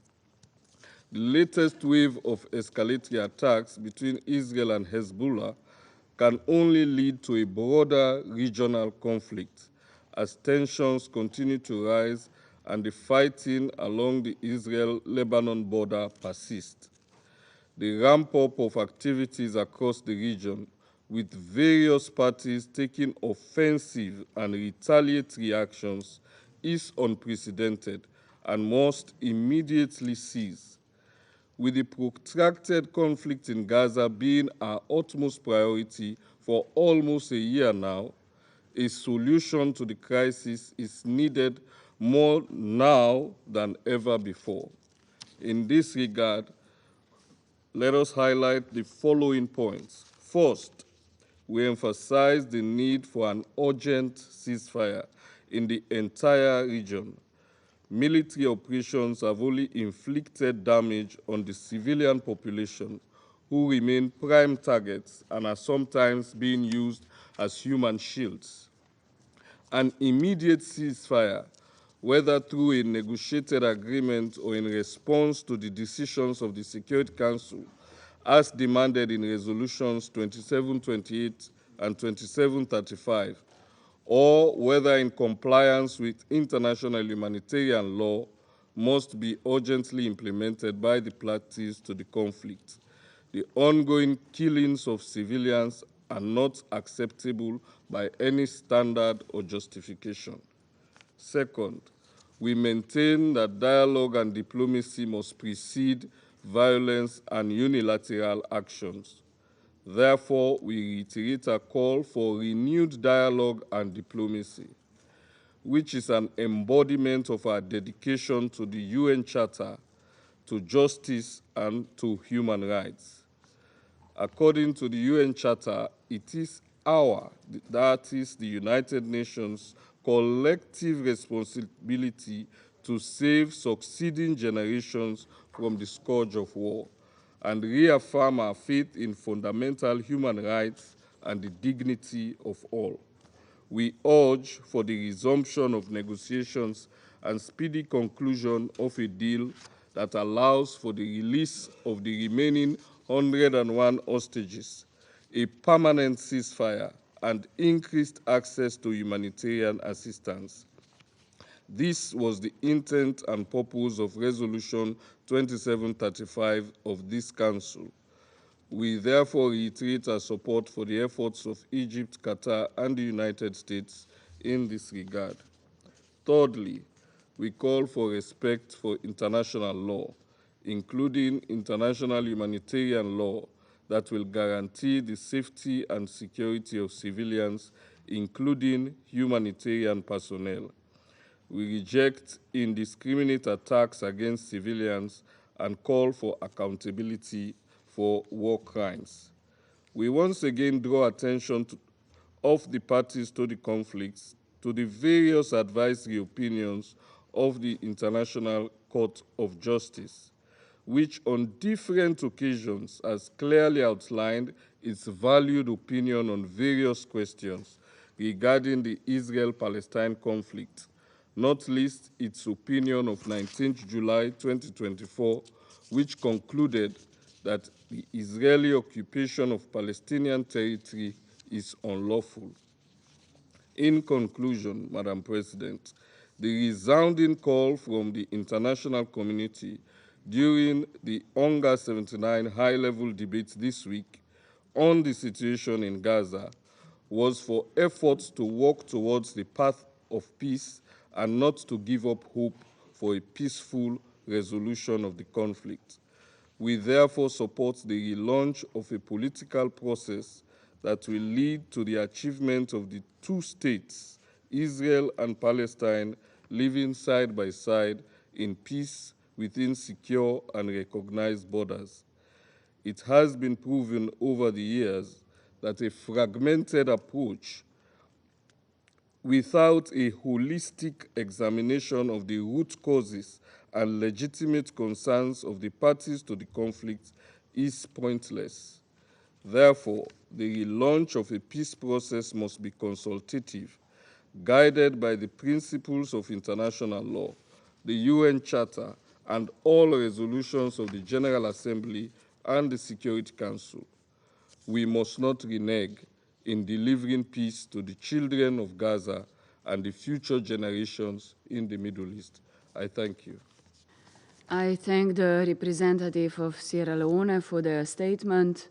I give the floor to the representative of Japan. Thank you, Madam President.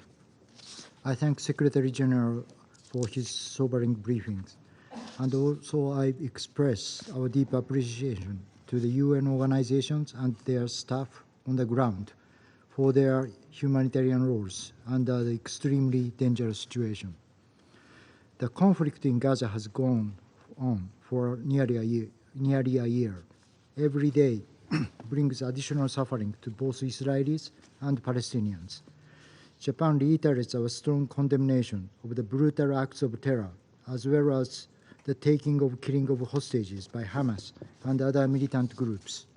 At the same time, enormous number of civilian casualties caused by Israeli military operations is intolerable. The humanitarian situation is simply catastrophic, depriving the people of Gaza of their dignity. Let us be clear, hostages must be released. Civilians must be protected.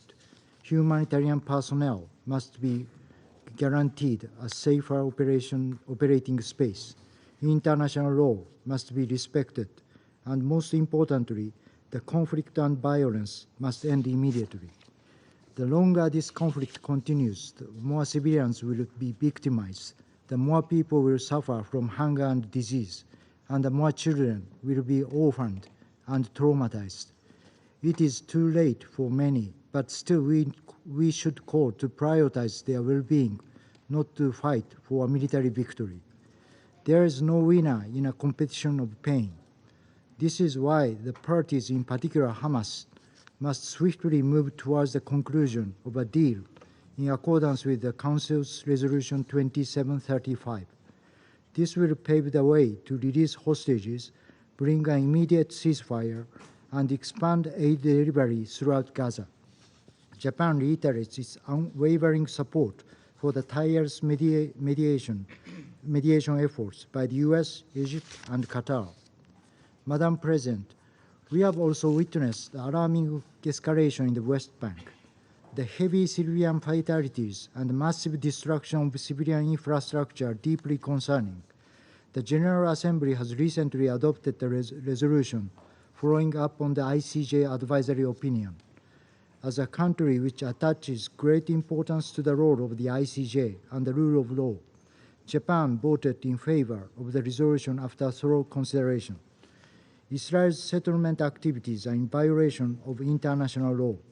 Japan strongly urges the government of Israel to completely halt its settlement activities as the GA resolution demands. We also condemn the violence by the extreme settlers. As we all know, the only viable path to resolve this tragic conflict is a two-state solution, where both Israel and the future independent Palestinian state live side by side in peace and security. This requires confidence building and sustainable dialogue between the parties, not hostilities or hatred. Diplomacy must prevail, even in this time of difficulty and darkness. Japan will continue to play its part to seek a peaceful way out of this decades-long conflict. Madam President, last but not least, we are compelled to address the extremely dangerous situation in Lebanon. Japan is strongly concerned about the escalation of tensions between Israel and Hezbollah and deeply saddened by the numerous civilian casualties.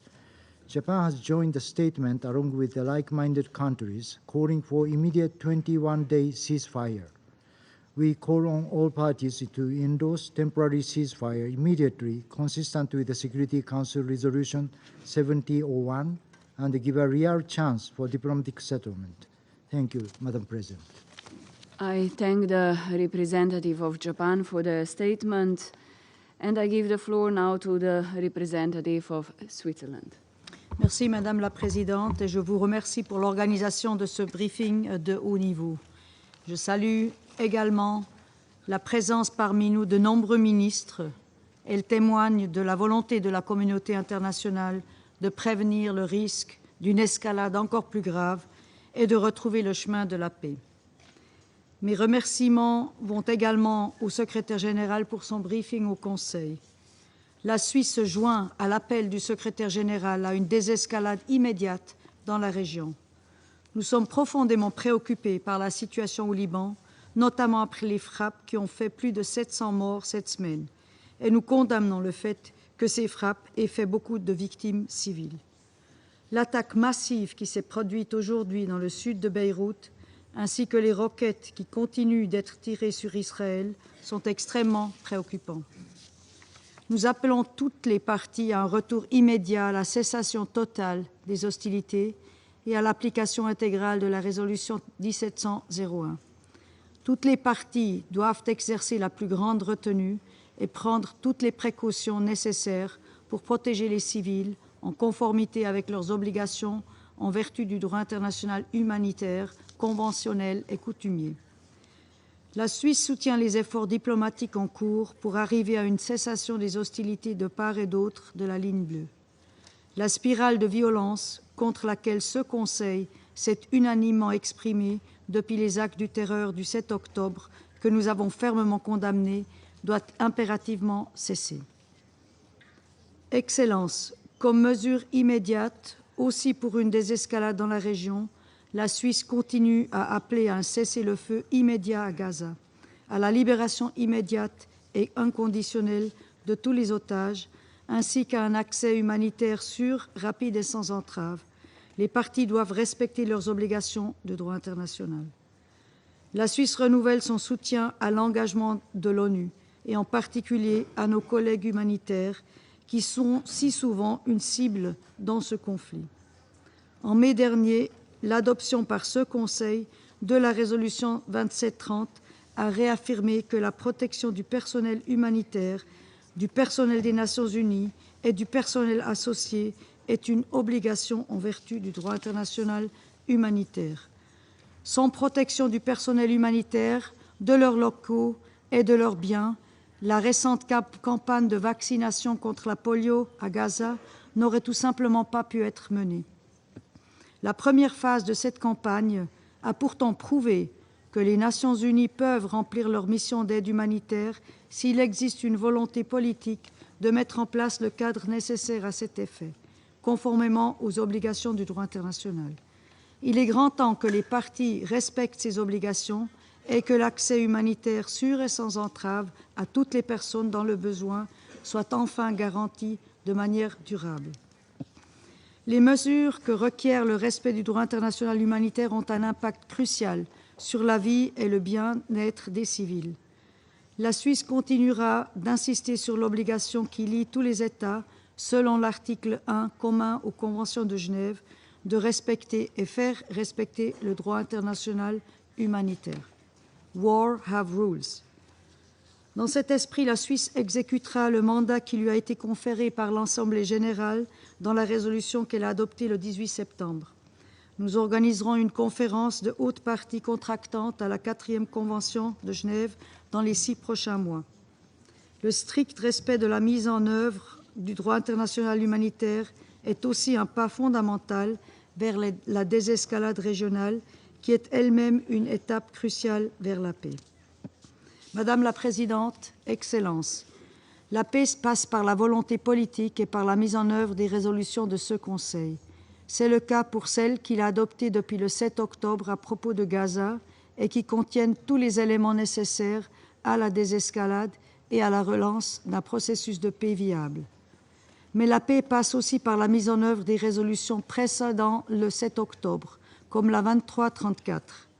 Comme l'affirme l'avis consultatif de la CIG du 19 juillet dernier, que la Suisse soutient, l'illégalité de l'occupation israélienne du territoire palestinien, qui a cours depuis 1967, ne fait maintenant aucun doute. Elle doit cesser et un horizon politique doit être rétabli. À ce propos, la Suisse salue le fait que l'Assemblée générale est appelée à la tenue, durant la 79e session, d'une conférence internationale en vue de l'instauration d'une paix globale, juste et durable au Proche-Orient. La solution à 2 États est le seul socle à même de garantir la paix entre Israéliens et Palestiniens et la stabilité dans la région. Nous devons contribuer à reconstruire, sans plus tarder, ce fondement des 2 États démocratiques, Israël et la Palestine, dont Gaza fait partie intégrante, vivant côte à côte en paix, à l'intérieur de frontières sûres et reconnues. La Suisse est prête à s'engager en ce sens aux côtés de l'ONU, des membres du Conseil et des États de la région. Je vous remercie. I thank the representative of Switzerland for the statement. I now give the floor to His Excellency Mr. Ayman Safadi, Deputy Prime Minister and Minister for Foreign Affairs and Expatriates of Jordan. بسم الله الرحمن الرحيم. معالي الرئيسة ديوتانيا، الزملاء الأعزاء، قبل أيام تجرأت طفلة فلسطينية إسرائيلية أن تقول ما حرمته إسرائيل. الحقيقة قالت إن في غزة أطفالا يجوعون لا بيوت بقيت لهم، فواجهت جحيم الكراهية التي زرعها التحريض الإسرائيلي العنصري المتطرف في عقول أطفال لم يتجاوزوا 13 من أعمارهم. هاجمها طلبة مدرستها في بئر السبع بتحريض من مدرسة لهم، وبعد ذلك طردتها إدارة مدرستها من المدرسة بتهمة التحريض، قبل أن تعدل القرار إلى وقفها عن الدراسة بانتظار تحقيق في الحادثة، تحقيق تدل السوابق أنه لن يكتمل أبدا، تماما مثل حال التحقيق في قتل جندي إسرائيلي الصحفية الفلسطينية الأمريكية شيرين أبو عاقلة، التي مزق جندي إسرائيلي آخر صورة لها في مكتب قناة الجزيرة في رام الله بعد إغلاقه الأسبوع الماضي، في فعل يقدم شاهدا آخر على عمق الكراهية وتحريم قول الحقيقة في إسرائيل.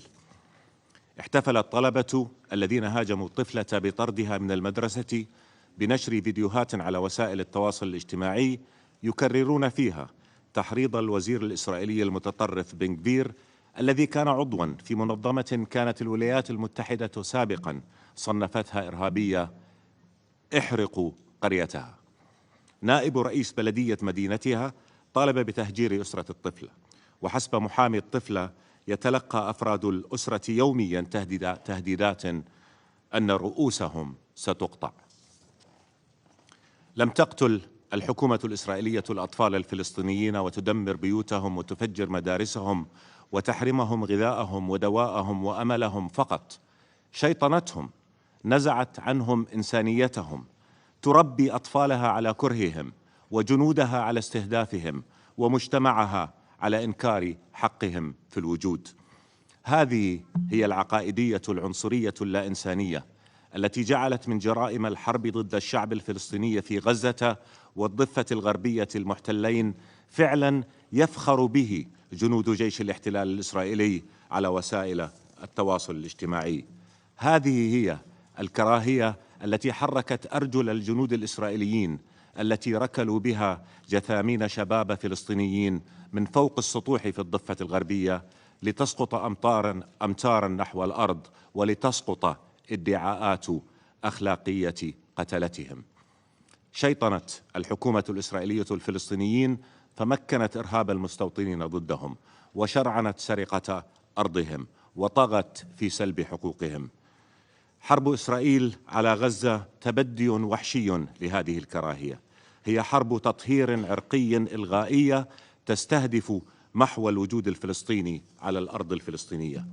دلائل ذلك في الدعوات العلنية لوزراء إسرائيليين حرق الفلسطينيين، في تأكيد رئيس الوزراء الإسرائيلي أنه لن يسمح أبدا بتلبية حق الشعب الفلسطيني في تقرير مصيره، وفي قرار الكنيست الإسرائيلي منع تجسيد الدولة الفلسطينية. ودلائله في همجية العدوان على غزة، في السياسات والإجراءات الإسرائيلية غير القانونية واللا إنسانية التي سبقتها في كل الأرض الفلسطينية المحتلة، مصادرة الأرض وبناء المستوطنات وحرق البيوت وحصار الاقتصاد والاعتداء على مقدسات القدس المحتلة الإسلامية والمسيحية ومحاولات تغيير هويتها العربية الإسلامية والمسيحية. الزملاء الأعزاء، خلال عدوانها المستمر على غزة قتلت إسرائيل أكثر من 41 ألف فلسطيني، ودفنت تحت ركام البيوت أكثر من 10,000 طفل ورجل وامرأة، ومنعت عمن بقي منهم نازحا في الخيم وأطلال المدارس والمستشفيات الغذاء والماء والدواء، ليموت الأطفال جوعا والأمهات عطشا والآباء قهرا. دمرت غزة لجعلها مكانا طاردا لأهلها غير قابل للحياة. وتنفذ الحكومة الإسرائيلية في الضفة الغربية المخططة ذاته، تدفعها إلى الانفجار لتبرر شن حرب جديدة تستهدف إلغاء الوجود الفلسطيني فيها ولتعد لتهجير أهلها منها.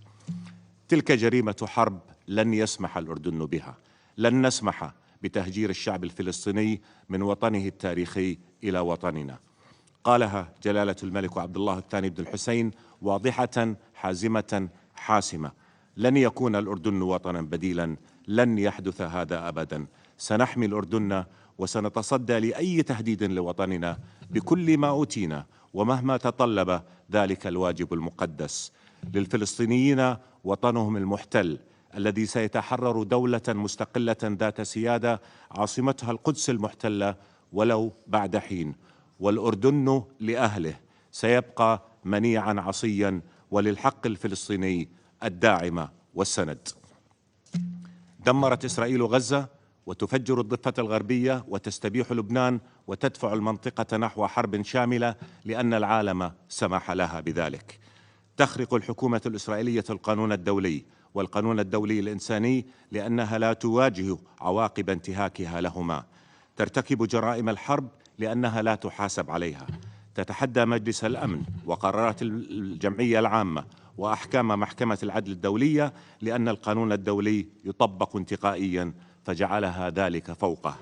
تهدد الأمن والسلم الدوليين لأن مجلس الأمن لا يقوم بدوره ولا يستخدم أدواته القانونية المتاحة للجمها. رأي محكمة العدل الدولية بين لا يقبل التأويل: الاحتلال الإسرائيلي للأرض الفلسطينية غير قانوني، كل ما نتج عنه باطل. هذا الرأي يجب أن يستحيل واقعا تنفيذا للقانون الدولي وحماية لفرص تحقيق السلام. فالاحتلال هو الشر كله، هو سبب كل المآسي التي عاشتها وتعيشها المنطقة، هو الذي يدفعها نحو الهاوية، هو الخطر الأكبر. الزملاء الأعزاء، حكومة تجذر الكراهية والعنصرية في مجتمعها لا تريد السلام، والكراهية والعنصرية عدو المجبول عليهما كما هما خطر على ضحيتهما. تكذب هذه الحكومة الإسرائيلية على شعبها حين تدعي أنه محاط بمن يريد دماره. تهدد مستقبله حين تجعله أسير الخوف وتحاصره في ضيق الكراهية والعنصرية وتجعل من بلده دولة مارقة. فكل الدول العربية دانت قتل المدنيين الإسرائيليين، وكل الدول العربية تريد السلام العادل الذي قدمنا من أجل تحقيقه مبادرة شاملة تضمن أمن إسرائيل وقبولها في منطقتنا في إطار حل ينهي الاحتلال ويضمن حق الشعب الفلسطيني في الحرية والكرامة والحياة والدولة المستقلة ذات السيادة على ترابه الوطني. لكن الحكومة الإسرائيلية رفضت السلام، اختارت الحرب، قتلت من الأطفال ما لم تقتل أي حرب منذ عقود، فدخلت قائمة الأمم المتحدة السوداء لقتلة الأطفال، سجلت رقما قياسيا في قتل موظفي الأمم المتحدة وعاملي الإغاثة الإنسانية. ولأن المجرم يخشى الحقيقة قتلت الصحفيين ومنعت الإعلام الدولي من دخول غزة التي أحالتها ساحة أكبر جريمة حرب في التاريخ الحديث، ذاك أنه إذا دخل الإعلام الدولي غزة سيكتشف العالم حجم الموت والدمار والظلم والبؤس الذين سمح مجتمعنا الدولي لإسرائيل أن تلحق بأهل غزة. حين ذاك سيرى العالم حجم العار الذي سيعيب إنسانيتنا لأجيال قادمة. جريمة أن يسمح لحكومة عقيدتها التطرف ومنهجها القتل أن تسرق مستقبل المنطقة. كفى، أوقفوا الظلم، افرضوا القوانين الدولية والقيم الإنسانية. كلكم تؤيدون قيام الدولة الفلسطينية على أساس حل الدولتين سبيلا لتحقيق السلام العادل. ترجم اقتناعكم واقعا، اعترفوا بدولة فلسطين وضموها إلى الأمم المتحدة عضوا كاملا. كلكم ترفضون الكارثة الإنسانية التي يفاقمها العدوان الإسرائيلي على غزة. افرضوا إذن وقف استخدام التجويع سلاحا، اكسروا الحصار ولبوا دعوة جلالة الملك فرض جسر إنساني مستدام يوقف موت الفلسطينيين جوعا وعطشا ومرضا. خطر سقوط المنطقة في أتون حرب إقليمية حقيقي يتفاقم كل يوم. أوقفوا هذا الخطر قبل فوات الأوان. في جعبتكم من الأدوات القانونية والسياسية والعملانية ما يستطيع دحره، استخدموها، افرضوا العقوبات، أوقفوا تزويد إسرائيل السلاح، نفذوا قراراتكم السابقة. انقذوا الفلسطينيين والإسرائيليين من تطرف هذه الحكومة الإسرائيلية وظلاميتها وجرائمها، واحموا المنطقة والعالم من تبعات عدوانيتها التي لن تقف عند حدود الشرق الأوسط. الزملاء الأعزاء، قتلت إسرائيل عشرات الآلاف من الفلسطينيين، وتستطيع آلة حربها أن تقتل أكثر، لكنها لن تستطيع أن تقتل إرادة الشعب الفلسطيني في الحياة، ولن تستطيع وقف نضاله من أجل الحرية. سيظلون يدقون بابها جيلا بعد جيل. هذا هو التاريخ، وهذا ما سيكونه المستقبل. للشعب الفلسطيني حق يجب أن يناله إذا ما كان للمنطقة أن تنعم بحقها في الأمن والسلام. الزملاء الأعزاء، سيكسر نور الحق الفلسطيني عتمة الظلم الإسرائيلي، وستنتهي جولة الباطل الإسرائيلية عاجلا أم آجلا. اجعلوا ذلك عاجلا حتى لا يجعل القهر والظلم المستقبل كما الراهن دوامات صراع وقتل وبؤس وحروب. كفى، جاوز الظالمون المدى، أوقفوا هذا الظلم. شكرا لكم. I thank His Excellency Mr. Safadi for his statement. I now give the floor to His Excellency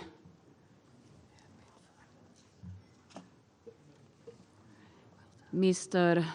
Badr Ahmed Mohamed Abdelati, Minister for Foreign Affairs, Immigration, and Egyptian expatriates of Egypt. السيدة الرئيس، نشكركم على عقد الاجتماع بطلب من الجزائر الشقيق لمناقشة التطورات الراهنة على ضوء الحرب والعدوان الغاشم المستمر على قطاع غزة والضفة الغربية وما تشهده الأرض الفلسطينية المحتلة من عدوان ظالم. لقد جلسنا بينكم مرات عديدة منذ بداية الحرب على الشعب الفلسطيني بقطاع غزة، وناشدنا المجلس مرارا وتكرارا للتدخل بصورة مباشرة لوقف الاعتداءات الإسرائيلية الوحشية التي يعاني منها المدنيون في قطاع غزة منذ ما يقرب من العام، وإنهاء الحصار والتجويع لشعب أعزل وأطفال أبرياء حرموا من عائلاتهم وما زالوا يعانون من أخطار المجاعة والأمراض المعدية في ظل كارثة إنسانية مروعة صنعها الاحتلال الإسرائيلي الغاشم، والتي أودت بحياة أكثر من 41,000 فلسطيني، أغلبهم من النساء والأطفال، فضلاً عن 100,000 من الجرحى ومن هم تحت الأنقاض وفي عداد المفقودين. حتى الأحياء منهم سيعانون لسنوات طويلة ثقيلة، فقد عمدت آلة الحرب والعدوان الإسرائيلية إلى تدمير معظم المباني السكنية ومنشآت البنية التحتية المدنية والمستشفيات والمدارس، فيما يعكس نهجاً متعمداً لتحويل القطاع إلى منطقة غير قابلة للحياة وطاردة لسكانها، وهو ما امتد أيضاً إلى الضفة الغربية. ورغم كل المناشدات الدولية لإسرائيل بوقف نزيف الدماء وإيقاف القتل المستمر واستهداف المدنيين، ورغم مساعي الوساطة المستمرة لمصر مع قطر والولايات المتحدة، ورغم قرارات مجلس الأمن العديدة، ورغم قرارات محكمة العدل الدولية، ورغم ما وصل إليه القطاع من وضع إنساني كارثي، أمعنت قوات الاحتلال في الانتقام من أهل غزة، واستخدمت التجويع والحصار كسلاح ضد الفلسطينيين، وفرضت عليهم النزوح والتهجير من منازلهم، واحتلت الجانب الفلسطيني من معبر رفح، ومنعت وكالات الأمم المتحدة والمنظمات الإغاثية من توزيع المساعدات داخل القطاع، وتركت المدنيين بلا متاع ولا دواء ولا غذاء كاف وعلى مدار أشهر طويلة، بما أفضى لكارثة إنسانية طويلة. السيدة الرئيس، لقد رفضت مصر والدول العربية قتل واستهداف المدنيين منذ بداية الأزمة، وأكرر لكم أمام أعين العالم أننا نبذنا العنف بكافة أشكاله ضد سائر المدنيين، ولكننا وجدنا إمعانا من قبل إسرائيل في الانتقام وتوسيع رقعة الصراع وتحويله لمواجهة إقليمية شاملة بالمنطقة، والآن تستهدف المدنيين الأبرياء في لبنان الشقيق وتعرض المزيد من المدنيين للخطر، وهو أمر مدان ومرفوض جملة وتفصيلا. وفي هذا السياق تود مصر أن تضع أمام أعضاء مجلس الأمن والعالم بأسره بعض الحقائق التي يجب أن تكون من المسلمات لدى الجميع: إن إسرائيل القوة القائمة بالاحتلال هي المسؤول الأول والمباشر عما آلت إليه الأوضاع في غزة والمنطقة من دمار، ومسؤولة عن توسيع رقعة الصراع. ففي أعقاب الكارثة الإنسانية التي تسببت بها في غزة وتنام التصعيد غير المبرر في الضفة الغربية، انتقلت آلة الحرب الإسرائيلية إلى لبنان، وحصدت في يوم واحد مئات الضحايا من الشعب اللبناني الشقيق، بما في ذلك النساء والأطفال. إن إسرائيل مثلها مثل باقي الدول عليها التزام لا لبس فيه بتنفيذ كافة قرارات مجلس الأمن ومحكمة العدل الدولية الصادرة منذ بداية الأزمة، وكذلك أحكام القانون الدولي والقانون الدولي الإنساني وقوانين الحرب. ونشدد على أن تلك القرارات والأحكام لم يطبق أي منها حتى الآن، دون أن يكون لذلك أي عواقب على إسرائيل، وهو الأمر الذي حدا بالرأي العام أن يصف ما يحدث بأنه نفاق دولي ومعايير مزدوجة يتم تطبيقها. علينا جميعا أن نرفض بوضوح المبررات الواهية لاستمرار الحرب والعدوان الحالي، أو الادعاءات الجوفاء التي تكررها سلطة الاحتلال عن الإجراءات التي اتخذتها للتخفيف من وطأة التداعيات الإنسانية، والتي ثبت مرارا عدم مصداقيتها. وخير دليل على ذلك هو المجاعة التي تتفاقم في غزة كما تخبرنا تقارير الأمم المتحدة. إن توقف تدفق المساعدات الإنسانية عبر معبر رفح البري هو نتيجة مباشرة للسيطرة العسكرية الإسرائيلية المتواصلة على كافة أرجاء القطاع بما في ذلك الجانب الفلسطيني من المعبر، والتي سبق أن رفضناها وحذرنا منها، والتي تعد إمعانا في سياسات العقاب الجماعي التي تمارس بحق الفلسطينيين، وخلق وضع على الأرض يجعل من العمل الإنساني بمثابة مهمة مستحيلة بل انتحارية، وبما يمثل تهديدا مباشرا لحياة العاملين بالمجال الإنساني. ونقدم خالص التعازي لشهداء العمل الإنساني من موظفي الأمم المتحدة وعلى رأسها وكالة الأونروا. إن مواصلة العمل الإنساني ما زال ممكنا إذا تحملت إسرائيل مسؤولياتها وانسحبت فورا من الجانب الفلسطيني من معبر رفح، وقامت بتسليمه للسلطة الوطنية الفلسطينية، وقامت بفتح كافة المعابر الأخرى التي تحيط بغزة من الجانب الإسرائيلي. إن ما تشهده فلسطين المحتلة ليس وليد الصدفة، فإسرائيل تدرك جيدا أثر ممارساتها على الأرض في القطاع، وتدرك آثار الاستيطان والهدم ومصادرة الأراضي والاقتحامات العسكرية اليومية لمدن الضفة الغربية، وهي كلها ممارسات لا تعدو كونها انعكاسا لسياسات لا تسعى سوى للقضاء على ما تبقى من فرص لحل الدولتين. السيد الرئيس، ستستمر مصر في العمل بلا كلل لوقف الحرب ولضمان النفاذ الكامل والآمن والمستدام للمساعدات الإنسانية إلى القطاع، والعمل على استئناف عمل النافذة الأكثر تأثيراً لنفاذ تلك المساعدات، انطلاقاً من واجبنا الإنساني تجاه شعب شقيق. وستستمر في دعم الصمود الفلسطيني على أرضه بغزة والضفة والقدس أمام كل محاولات التهجير التي تمثل لنا خطاً أحمراً لن نسمح بحدوثه، إلا أن مهمتنا لن تكلل بالنجاح ما لم يكن هناك دعم واضح وصريح من المجتمع الدولي دون مواربات أو معايير مزدوجة. إن مجلس الأمن قادر على إحداث تغيير على الأرض إذا توفرت الإرادة السياسية وخلصت النوايا، ومن ثم اسمحوا لي أن أعرض بشكل موجز تحديدا ماهية الدور الذي نتطلع إليه من مجلس الأمن الموقر باستخدام آلياته وأدواته الملزمة في هذه المرحلة المفصلية من تاريخ الشرق الأوسط. أولاً، إلزام إسرائيل بالوقف الفوري لإطلاق النار في غزة، باعتبار أن ذلك هو الحل الجذري لعملية التصعيد في الجارية في المنطقة، ووقف التصعيد المتعمد بما في ذلك في لبنان،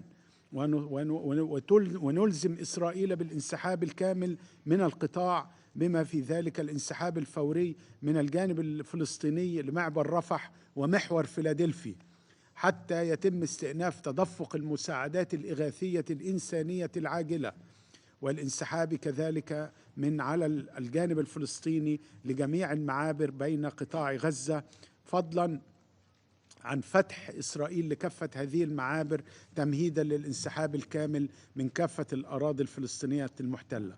ثانياً، تنفيذ جميع قرارات محكمة العدل الدولية. ثالثاً، تقديم الدعم الكامل والتمكين للسلطة الوطنية الفلسطينية ودعمها للقيام بكافة واجباتها تجاه الشعب الفلسطيني في قطاع غزة، بما في ذلك العودة للمعابر وتقديم الخدمات الأساسية وتولي مهام الشرطة والإدارة والحكم وإنفاذ القانون. رابعاً، ترحيب مجلس الأمن بالعضوية الكاملة لدولة فلسطين بالأمم المتحدة، وعلى أساس خطوط الرابع من يونيو لعام 67 بما في ذلك ما يتعلق بالقدس الشرقية، مع اعتبار هذا الأمر مهما وعاجلا إذا كنا صادقين في دعم حل الدولتين وإنفاذ العدالة الدولية التي أصبحت مصداقيتها ومصداقية الأمم المتحدة ومصداقية مجلس الأمن على المحك. خامساً، إلزام إسرائيل بإنهاء كافة مظاهر الاحتلال لدولة فلسطين سواء في قطاع غزة والضفة الغربية بما في ذلك في القدس الشرقية وفقاً لجدول زمني محدد وواضح مع متابعة التنفيذ واتخاذ التدابير اللازمة في حالة التقاعس وفقاً لميثاق الأمم المتحدة. السيدة الرئيس، لقد انتظرنا إقدام إسرائيل على الانتهاء من مفاوضات الحل النهائي لعقود طويلة وذلك دون جدوى، ولعلكم تتفقون معنا أنه قد حان الوقت لمواجهة رفض الحكومة الإسرائيلية لحل الدولتين ولأحكام القانون الدولي ولقرارات الأمم المتحدة، فضلاً عن سياستها الصريحة الرسمية التي تستهدف الحيلولة دون إقامة الدولة الفلسطينية. فالواقع أنه لم يعد هناك شريك في السلام في الوقت الحالي، لذا لقد حان الوقت للاعتراف الفوري بالدولة الفلسطينية المستقلة وإنهاء الاحتلال الذي دام لعدة عقود والذي وصفته محكمة العدل الدولية صراحة بأنه احتلال غير مشروع. ستظل مصر داعمة لجهود السلام الذي وضعت أسسه وأطلقته منذ 45 عاماً، ونتطلع ألا يتقاعس المجتمع الدولي بما في ذلك مجلس الأمن عن القيام بمسؤولياته وواجباته لإتمام هذا السلام الذي تستحقه كافة شعوب المنطقة. وشكراً جزيلاً.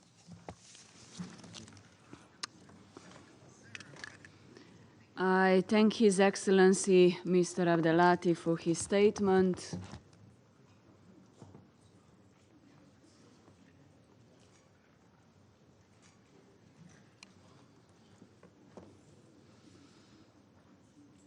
I now give the floor to His Highness Prince Faisal bin Farhan Al Saud, Minister for Foreign Affairs of Saudi Arabia.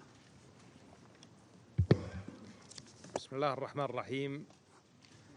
معالي الرئيس، أصحاب المعالي والسعادة، بداية أعرب عن شكري لجمهورية سلوفينيا على استجابتها لدعوة الجمهورية الجزائرية الديمقراطية الشعبية بعقد هذه الجلسة، وعلى دعمها لجهود إرساء السلم والأمن الدوليين والتي تجسدت بشكل واضح في اعترافها التاريخي بدولة فلسطين. سيد الرئيس، تتصدر القضية الفلسطينية الأزمات التي تستدعي اهتمام مجلسكم الموقر في ظل استمرار التجاوزات الإسرائيلية الجسيمة وتردي الأوضاع الإنسانية. لقد بتنا نرى بوضوح الآثار الخطيرة لإطالة أمد الأزمة وتوسيع نطاق الصراع من خلال التصعيد العسكري المستمر. لقد طرحنا أمام هذا المجلس ذات القضية الملحة دون أن يقابل ذلك بتحرك جاد. فمنذ أكتوبر الماضي تم نقض 6 مشاريع قرارات من أصل 10 مطروحة، والقرارات المعتمدة لم تنجح لحد الآن في تحقيق وقف إطلاق النار ولا معالجة الوضع الإنساني الكارثي ولا تمهيد الطريق لمسار سياسي موثوق نحو السلام. إننا نتساءل متعجبين عما يحتاجه المجلس لإنهاء هذه المعاناة وتطبيق القانون الدولي. من الواضح وجود فجوة متزايدة ما بين التوافق الدولي والاختلافات داخل المجلس، مما عطل أدائه وأضعف مخرجاته. فقد عبرت الجمعية العامة في قرارات متتالية عما تنادي به دولنا: الحاجة الماسة لوقف إطلاق نار وتوفير المساعدات الإنسانية بلا انقطاع وحق الفلسطينيين في تقرير المصير. ونثمن في هذا الإطار قرار الجمعية العامة بأهلية فلسطين بالعضوية الكاملة في الأمم المتحدة، والتي حصلت بموجبه على امتيازات إضافية بالمنظمة، وكذلك قرارها الأخير المطالب بإنهاء إسرائيل احتلالها للأراضي الفلسطينية. إن تحقيق السلام يتطلب تمكينا من مؤسسات المجتمع الدولي وتحديدا مجلسكم الموقر، كما يتطلب الشجاعة في القرار والالتزام بالتنفيذ، حيث أن المسؤولية القانونية والأخلاقية لوضع حد لهذه الأزمة تقع على عاتق مجلسكم الموقر، الذي ارتهنت نقاشاته لاعتبارات سياسية حالت دون ممارسته لمسؤولياته. ولمن يقول أن علينا انتظار التفاوض لقيام دولة فلسطينية وعدم اتخاذ خطوات أحادية، أقول: ما العمل عندما ترفض إسرائيل حتى الاعتراف بمبدأ حل الدولتين وتستمر في الإجراءات الأحادية التي تقوض آفاق السلام. لذلك أقول لقد آن الأوان لإطلاق شراكة جادة من أجل السلام، ومن هنا أدعو أعضاء المجتمع الدولي وخاصة دول المجلس التي لم تعترف بعد بدولة فلسطين إلى المضي قدما بذلك، دعما لحل الدولتين وحفاظا على فرص تحقيق التعايش والسلام المستدام. تؤمن المملكة بأن إنهاء الاحتلال وتنفيذ حل الدولتين هو الأساس لإيقاف دوامة العنف ورفع المعاناة وتحقيق الأمن والاستقرار في المنطقة. ولذلك فإننا أطلقنا مع شركائنا في اللجنة الوزارية العربية الإسلامية المشتركة ومملكة النرويج والاتحاد الأوروبي التحالف الدولي لتنفيذ حل الدولتين، استشعارا منا بالمسؤولية المشتركة للعمل على تغيير واقع الصراع دون انتظار. في الختام، تؤكد المملكة على تمسكها بإقامة الدولة الفلسطينية المستقلة على أساس حدود عام 1967 وعاصمتها القدس الشرقية، استجابة لحق الفلسطينيين الأصيل في تقرير المصير. شكرا سيد الرئيس. I thank His Highness Prince Al Saud for his statement. I now give the floor to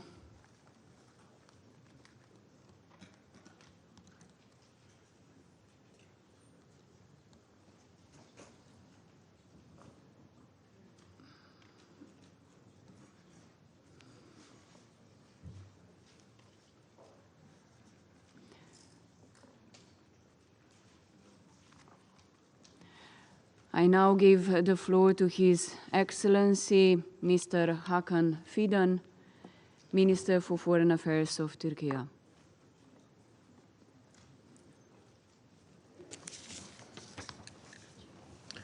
Dear colleagues, I would like to thank at the outset Algeria for initiating this session.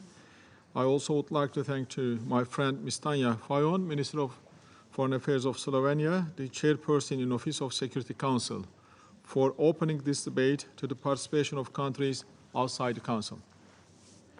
Today, we are confronted with a blade-sharp turning point. Our trajectory will define the world we want to live in and the way nations interact. As I articulated yesterday at a different setting, our so valued rules-based order is in shambles. This erosion is getting irreversible with each passing day. Wisdom could have prevailed to stop this barbaric war in Gaza before it expands to the West Bank, Lebanon, and beyond. It is so puzzling that certain international actors, which have the leverages to alter this horrific course, decided deliberately to stay paralyzed, and they show no reflexes whatsoever to take conclusive action. What we need to do is so clear. There is a UN Security Council resolution setting out fundamentals of a deal. An immediate and permanent ceasefire must be secured. Hostages, detainees, exchange should take place. Israel must withdraw from Gaza. Humanitarian aid needs to give unhindered towards Palestinians that are in dire need to survive. We are all aware that Netanyahu has consistently evaded such a deal from unfolding. So much encouraged by the impunity granted, he will continue with his genocidal acts until the international community, especially the Security Council, puts real pressure on Israel to stop. I underline the Security Council's primary responsibility for the maintenance of international peace and security. The Council, regrettably, so far failed to make sure Israel implements its resolutions. No arms embargo, no coercive measures. With Israeli aggression unbounded, Lebanon on target, we are now in uncharted waters. All measures of international law and international humanitarian law have been sidelined, blindfolded. Intense bombing continues unabated without distinction of civilians and military targets. The Security Council should rise to its essential task. I urge all of you to stop this war and Israeli aggression. Only and only peace will ensure security of Israel, and peace will come only by two-state solution.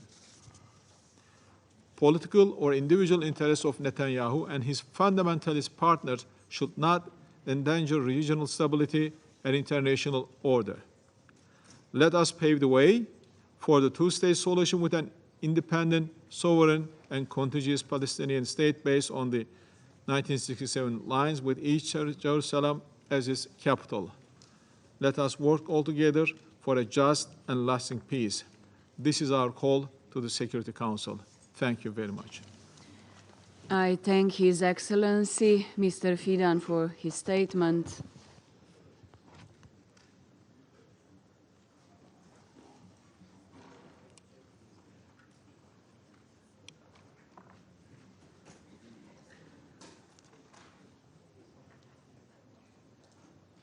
I now give the floor to His Excellency Mr. Bassam Sabag, Minister for Foreign Affairs and Expatriates of the Syrian Arab Republic. شكرا سيد الرئيس. سيد الرئيس، أدلي بهذا البيان باسم المجموعة العربية في الأمم المتحدة. أتوجه بالشكر لكم على عقد هذه الجلسة وللجزائر الشقيقة العضو العربي في مجلس الأمن على المبادرة لطلب عقدها. سيد الرئيس، منذ عام ونحن في هذا المجلس نكرر مطالبتنا المرة تلك والأخرى بضرورة تحرك مجلس الأمن واضلاعه بمسؤولياته الأساسية التي أناطها به الدول الأعضاء بموجب الميثاق، ألا وهي صون السلم والأمن الدوليين اللذان يواجهان اليوم تهديدات خطيرة متصاعدة جراء عجز مجلس الأمن عن وضع قراراته موضع التطبيق لوقف الإبادة الجماعية التي ترتكبها إسرائيل بحق الشعب الفلسطيني، مع ما يرافقها من عدوان على لبنان الشقيق واعتداءات متكررة على الأراضي السورية. إن من غير المقبول أن كل القرارات ذات الصلة التي اعتمدها المجلس على مدى الأشهر الماضية والتي لم يكن اعتمادها بالأمر اليسير جراء الدعم الذي تقدمه بعض الدول الأعضاء في المجلس لإسرائيل لم تجد طريقها إلى التنفيذ، لأن الغاية منها بالنسبة للبعض كانت مجرد تنفيس الاحتقان ومنح المزيد من الوقت لسلطات الاحتلال الإسرائيلي لمواصلة جرائمها الوحشية. لقد شارف عام على بدء العدوان الإسرائيلي الهمجي على غزة، والذي لم نشهد له مثيلا منذ الحرب العالمية الثانية. والسؤال الذي يطرح هنا: هل اتسق أداء مجلس الأمن مع المواقف التي عبرت عنها الغالبية الساحقة من دولنا الأعضاء؟ لقد ردت سلطات الاحتلال على هذا السؤال من خلال مواصلتها الإبادة الجماعية وجرائم الحرب والجرائم ضد الإنسانية وارتكاب أبشع أشكال القتل والتدمير بحق الشعب الفلسطيني، وأيضاً من خلال توسيع نطاق جرائمها لتشمل الضفة الغربية. خلال الأشهر الماضية عرضت المجموعة العربية وعدد كبير من ممثلي الأمم المتحدة ووكالاتها لآثار العدوان الإسرائيلي والجرائم التي ترتكبها قوات الاحتلال على مرأى من أعين العالم. اليوم نشهد تصعيداً للعدوان الإسرائيلي على لبنان الشقيق أسفر عن استشهاد مئات المدنيين الأبرياء وتدمير منازلهم ومصادر رزقهم ودفعهم إلى النزوح بمئات الآلاف. قبل بضع ساعات فقط استهدف كيان الاحتلال الإسرائيلي أبنية سكنية تضم مئات المدنيين الآمنين في الضاحية الجنوبية للعاصمة بيروت، وهو ما يضيف دليلاً آخر على مدى وحشية هذا الكيان واستهتاره بالقانون الدولي. من جهة أخرى، يواصل الكيان الإسرائيلي اعتداءاته المتكررة على الأراضي السورية، وآخرها استهداف منطقة الحدود السورية اللبنانية فجر هذا اليوم، وسبقه استهداف للنازحين المتواجدين على معبر حدودي بين سوريا ولبنان، وذلك بعد ساعات معدودة فقط من الاعتداء على منطقة يونين اللبنانية، والذي أدى إلى استشهاد 23 سورياً ممن يعيشون في لبنان، جلهم من النساء والأطفال. السيد الرئيس، تجدد المجموعة العربية التأكيد على الطابع المركزي للقضية الفلسطينية وعلى دعمها المطلق لحقوق الشعب الفلسطيني غير القابلة للتصرف، بما فيها حقه في تقرير المصير وإقامة دولته المستقلة وعاصمتها القدس. تعرب المجموعة العربية عن إدانتها الشديدة لاستمرار العدوان الإسرائيلي على قطاع غزة وعلى دول المنطقة، والذي يشكل انتهاكاً صارخاً للقانون الدولي ولقرارات الأمم المتحدة ذات الصلة. وتحمل إسرائيل المسؤولية الكاملة عن جميع الخسائر الفادحة في الأرواح والمعاناة الإنسانية والأضرار المادية والدمار في الممتلكات والبنية التحتية.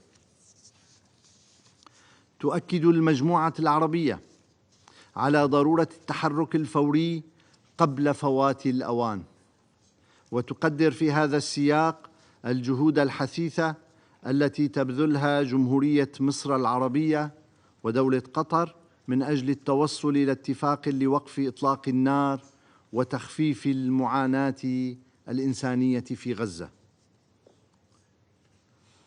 تدعم المجموعة العربية تنفيذ الرأي الاستشاري لمحكمة العدل الدولية بشأن عدم شرعية الاحتلال والاستيطان وضرورة إنهائه، وتوسيع الاعتراف بدولة فلسطين ودعم حقها في العضوية الكاملة في الأمم المتحدة.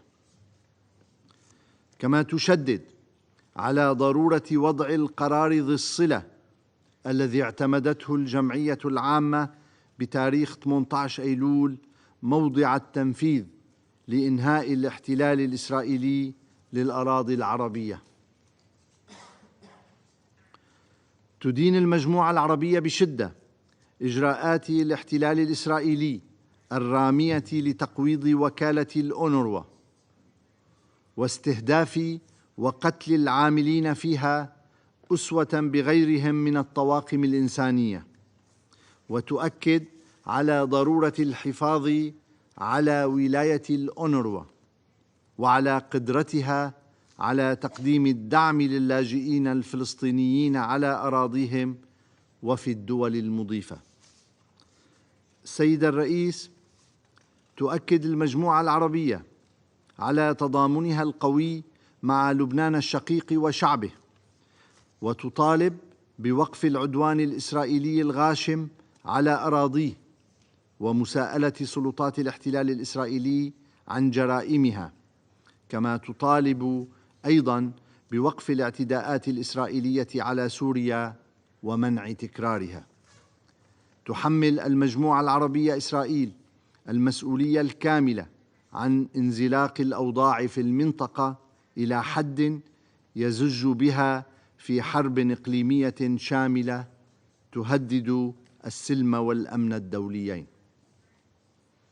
في الختام، تجدد المجموعة العربية التأكيد على أن الاحتلال الإسرائيلي كان ولا يزال السبب الأساسي لما تشهده المنطقة من عدم استقرار، وتطالب الأمم المتحدة بالتحرك العاجل لوضع قراراتها ذات الصلة موضع التنفيذ وإنهاء الاحتلال وضمان انسحاب إسرائيل من جميع الأراضي العربية التي تحتلها في فلسطين وسوريا ولبنان.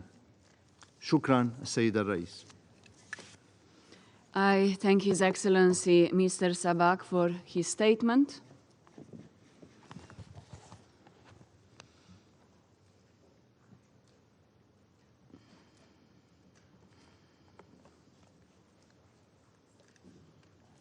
I now give the floor to His Excellency Mr. Saeed Abbas Araghchi, Minister for Foreign Affairs of the Islamic Republic of Iran.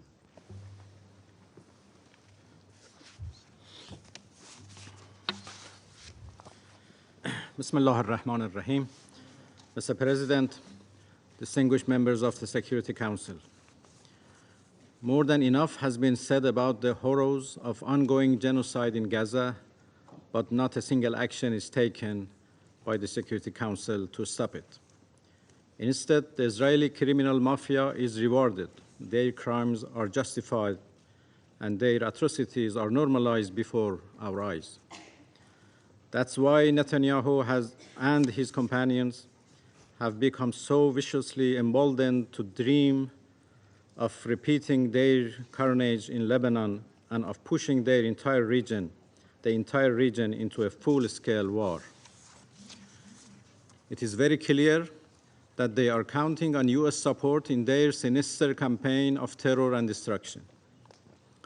Just this morning, Israeli regime used several 5,000-pound bunker busters that had been gifted to them by the United States to hit residential areas in Beirut. While the Israeli regime must be held accountable for the atrocity crimes they have been committing in occupied Palestine and Lebanon, one cannot disregard the US complicity in their crime. I just remind the Council of a couple of facts. First, Israel's warmongering relies on US military support and political backing. American weapons constitute the major part of Israeli weaponry and ammunition used in Gaza, and therefore the United States is implicated in every aspect of Israel's atrocity. The vast majority of bombs Israel drops on Gaza are US-made. The US has sent so many arms to Israel since October 7 that the Pentagon has struggled to find sufficient cargo aircraft to deliver the material. If there is minimal honesty in US expression of concern over the loss of innocent Palestinian life in Gaza and Lebanon, it can simply deny Israel the tools it needs to commit crime. Mr. President, it is now more than a year of genocidal campaign in Gaza. More than 200,000 people have been slaughtered, wounded, or buried under the rubble. The whole Gaza Strip is leveled to the ground. Children and women have been deliberately mass murdered as part of Israel's deliberate whim to annihilate Palestine. The world has been watching with indignation and disgust, while the West has only been appeasing the culprit. Mr. President, the Council's credibility is shrinking every minute as it is prevented by Israel's major supporters from fulfilling its responsibility under the Charter. The Council must act now and stop Israel's cruel plan to exterminate an entire nation who have for 8 long decades been under brutal occupation and suppression. The Council's inaction is an invitation to more atrocity. the Council's members, and indeed the whole United Nations system would be held responsible for every atrocity Israel commits in Gaza, in Lebanon, and elsewhere. Netanyahu and his criminal gang must have been arrested and prosecuted for the most heinous crimes, not to let him appear before this august body and take pride in his evil deeds. That's the historic shame that a high-profile killer dares to show up at the United Nations and poison the General Assembly with his disgusting lies and outrageous threats to invade other states and kill more people. He is illusional about the people in the region, that he boasted about normalizing relations with Muslims by swimming through a sea of Palestinian and Lebanese blood. That's not going to happen for sure. As Israeli campaign of death and destruction continues, the people in the region become more determined in their firmly held belief that Israel is a nasty outsider planted in our region as part of a colonial scheme to engage our region in unending cycle of wars and violence. We express our sympathy towards the people of Lebanon. The Islamic Republic of Iran will be on the side of Lebanon and resistance by all means. I thank you very much. I thank His Excellency Mr. Arakci for his statement. I now give the floor to His Excellency Mr. Espen Barth Eide, Minister for Foreign Affairs of Norway.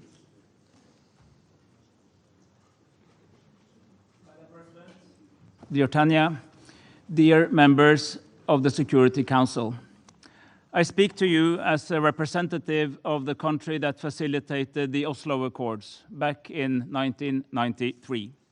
We have been committed to the cause of fostering good relations between Israel and Palestine and to prepare for the work of establishing a Palestinian state. We always thought that we would recognize the state of Palestine, but we thought until recently that the right moment of doing that was at the end of a process of voluntary negotiations, open-ended, between the two sides. When the Oslo Accords were agreed, the idea was to build the institutions of a Palestinian state, bottom up. That would begin with the practical elements of a state, while negotiations would go on the 4 clusters of outstanding issues that we all know so well. And it was people like Yitzhak Rabin and Shimon Peres and Yasser Arafat and their teams who negotiated this, in my view, in very good faith, with a clear indication that they actually wanted to achieve this goal, which is why we thought, and I still think, given the information we had at the time, that the right thing to do was to build it bottom up, so that these outstanding issues of borders and status of refugees and security, all these questions could be settled at the end. And at that time, we, and I believe all countries of the United Nations, would recognize the state of Palestine. Well, at some point we realized that there was no progress in these talks, that not much happened. And I have been in and out of this job, and I've had the opportunity, both now and previously, to chair the AHLC, the ad hoc committee, for the donor committee for Palestine, which has been ad hoc for 31 years, which is a long interpretation of ad hoc. And we had a meeting yesterday, by the way, which was very constructive, and Prime Minister Mustafa gave a very good report of what he has done and his government has done since they came into our office some months ago, and also plans that were very broadly applauded by the donors, including the European Union and the United States of America, which are my co-chairs in that role. The problem was, in many of the years that we were doing this work, that we were wondering whether we were part of the solution or part of the problem. On a good day, part of the solution, because we were building the quintessential institution that is necessary if you want to have a state. And we have seen, and this council knows this more than most, sometimes we recognize states without really having the interior in place. So the idea was that when the state was in place, it was really firmly built to be able to cooperate with Israel in a constructive manner, but also to provide the key services and provide for the aspirations of the Palestinian people. But on the bad day, we were thinking maybe we were a part of the problem, because we were just creating what some people saw as a process and what some people saw as status quo, as a kind of status in itself.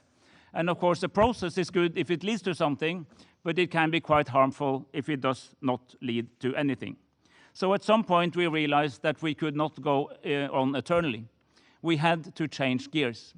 And what has happened now, I'm not going to repeat what so many people have said of the immense atrocities and the violence and the death and destruction which has been bestowed upon the people of Israel, the people of Palestine, both in Gaza and in the West Bank, and now also in Lebanon, and the fear of many countries that it will expand into other countries in the region, that even some of the peace accords that were acquired decades ago could now be in trouble.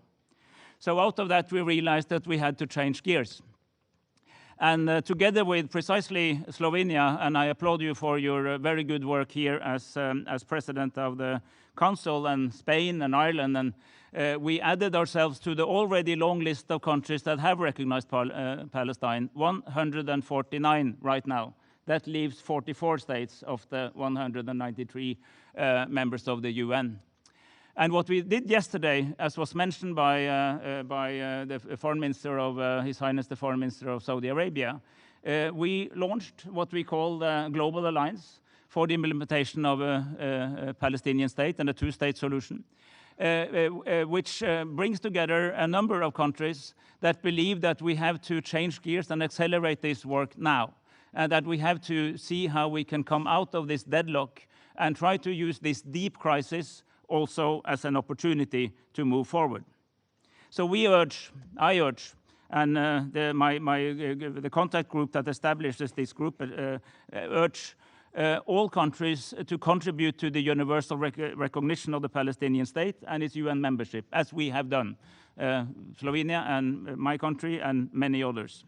To strengthen the institutions of the state of Palestine so that they are ready to live up to the expectations of their people in the West Bank, but also to prepare for their return to Gaza.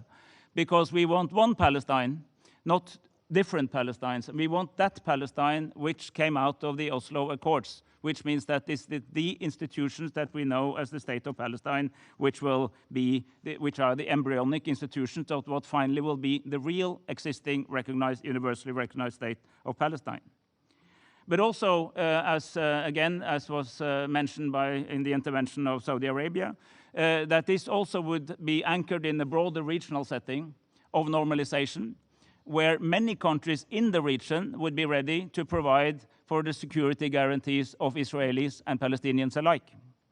This is an updated vision based on the Arab peace formula that was launched many years ago, but adapted to today's realities. Many speakers have invoked the ICJ decision of July this year, which very clearly points out in its legal language that the occupation is illegal, that it amounts to annexation, and that it has to come to an end. And the vast majority of the members of the General Assembly confirmed that position in its resolution last week, which, by the way, was the first resolution ever proposed by the Palestinian delegation and supported by many others, including my own country. In that context, I want to share with the Council the following observation. Of course, Israel has to be part of how this is finally settled. But it does not any longer make sense that if you're illegally occupying other people's lands, you have an absolute eternal veto on everything that is going to happen in that area. It does not fit with international law. It does not fit with the vast majority, how we see it, the vast majority of people on the planet. This has to change. Towards the end, Madam President, I want to say to Israel, and I'm happy to sit beside Israel because we have no problem with diplomacy. We think that when we disagree, we do better speaking to each other than to cancel each other. So I'm happily sitting right here, and I want to say to our friends from Israel, Norway was an enthusiastic supporter of the establishment of the Jewish homeland of Israel, and we still is. We want Israelis to thrive and prosper safely, security, without terrorism, without fears to their life in Israel. But we have exactly the same love for the Palestinian people. We want the Palestinian people to thrive and prosper and live securely and safely in Palestine. And we do believe that the people of Israel and the people of Palestine are much more likely to do that if there is a two-state solution. And we think that this is exactly the moment to arrive at the two-state solution, which is why we believe that this is the moment to move forward, think outside the box, and to try to move towards a real progress on this field. And I want to remind the Council that it is bestowed in the Council, on the Council to be the primary source of upholding international security, international law, in accordance with the UN principles, in accordance with the UN Charter. And as the Secretary General told us on the opening of this session of the GA, international law is in trouble. It's in trouble, serious trouble in Ukraine, it's serious trouble in the Middle East and so many other places. This is an excellent opportunity to turn a very deep, alarmingly dangerous crisis into a major opportunity, and it's time to implement a Palestinian state so that we can implement a two-state solution. I thank you, Madam President. I thank His Excellency, Mr. Wright, for his statement. I now give the floor to His Excellency, Mr. Josep Borrell Fontelles, High Representatives of the European Union for Foreign Affairs and Security Policy, and Vice President of the European Commission. Thank you, Mr. President. Everybody knows the figures. Since the start of the war, about 42,000 Palestinians have been killed, maybe more below the rubble of Gaza. Most of them are innocent civilians, including over 11,000 children. And this after 1,200 Israelis were killed and hundreds taken hostages. Many of them still are being kept in captivity, while Gaza has been reduced to rubble, a place where life is no longer possible. This week I met families of hostages. I already did during my last visit to Israel, and I see their agony. And 2 weeks ago I was in the border of Gaza. I heard the bombing behind me, and I saw large supplies of humanitarian aid which could be life-saving, but are not allowed to enter into Gaza. And it's difficult for me to add anything to what Commissioner General Lasserini of UNRWA said yesterday. Gaza is a place that horrifies even the most seasoned humanitarians. And I want to use this opportunity to pay tribute to UNRWA, of which 222 staff members have been killed. The European Union keeps calling for an immediate ceasefire, unconditional release of all hostages, unhindered delivery of humanitarian aid, which is really needed. And we support the US, Qatar, and Egypt in their ongoing efforts. It has already been said, escalation in the region is driving it into the abyss of a full-blown war across the blue line and in the region. While we are talking, bombs are again falling in Beirut, and civilians are paying an unbearable price. The Foreign Affairs Council of the European Union, which I am proud to represent here, supports the French and American efforts for an urgent ceasefire in Lebanon and implementing the United Nations Security Council Resolution 1701 by your parties. It is essential, but allow me to remind that this resolution was adopted 20 years ago, and we are still asking for it to be implemented. Also in the West Bank, including East Jerusalem, it's about to fall off a cliff. And we continue condemning violence. The European Union continues condemning violence, all kinds of terrorism and settlement expansion. We have adopted sanctions on terrorist organizations such as Hamas, but also on some of the extremist settles. And as many have said, sorry, but West Bank is becoming another Gaza. And you can see the videos of bulldozers destroying roads, destroying water supply systems, destroying sewerage, all that on the name of fighting against terrorism, of course. Israelis, Palestinians, Lebanese, and all people deserve security and the protection of international law. All. For Israel's sake, as well as for the Palestinians, we need a strong, legitimate, and effective Palestinian Authority. Therefore, we support its reform, and on that basis, we provide emergency support worth 400 million euros, and we will work with key partners on further support. Finally, it is vital not to just focus on the many crises of today, but as my Norwegian friend has said, we have to work to resolve this underlying conflict. Therefore, yesterday, we co-hosted a high-level event with the Arab League, and I want to thank to everyone who made this event possible, and the OIC contact group and Norway, thank you very much to Norway, open to all United Nations members, all, no exclusion. Some decided not to go, but many did. It was a big event, a constructive and positive event. Under the chairmanship of Prince Faisal of Saudi Arabia, we launched this global alliance for the implementation of the two-state solution. Well, in fact, for the implementation of the Palestinian state, because the other state has already been implemented. And under its umbrella, all states and international organizations can bring together their practical measures to bring about a free Palestine next to a secure Israel. And I want to stress it. We want the security of Israel.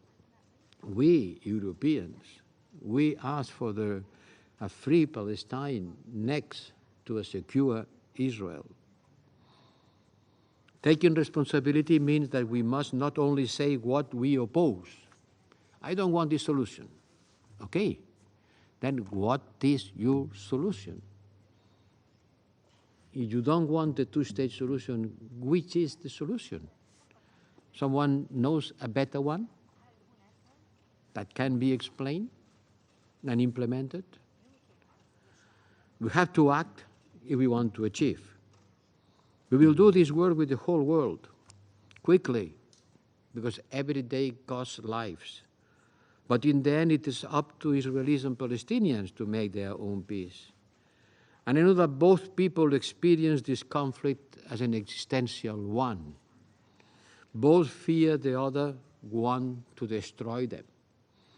The Israelis fear to be thrown to the sea, and the Palestinians to be thrown to the desert. Extremist forces do their worst to fan the hate that killed Rabin, and the same voices that were pushing for killing Rabin now are being heard again. So all of us must help the societies to speak each other. Understanding the suffering of the other is certainly the most difficult challenge and the most difficult thing to be done by people in conflict. But it has to be done. And we Europeans, we can maybe to present an example of this has been done. Let nobody say that this is not the time for the two-state solution.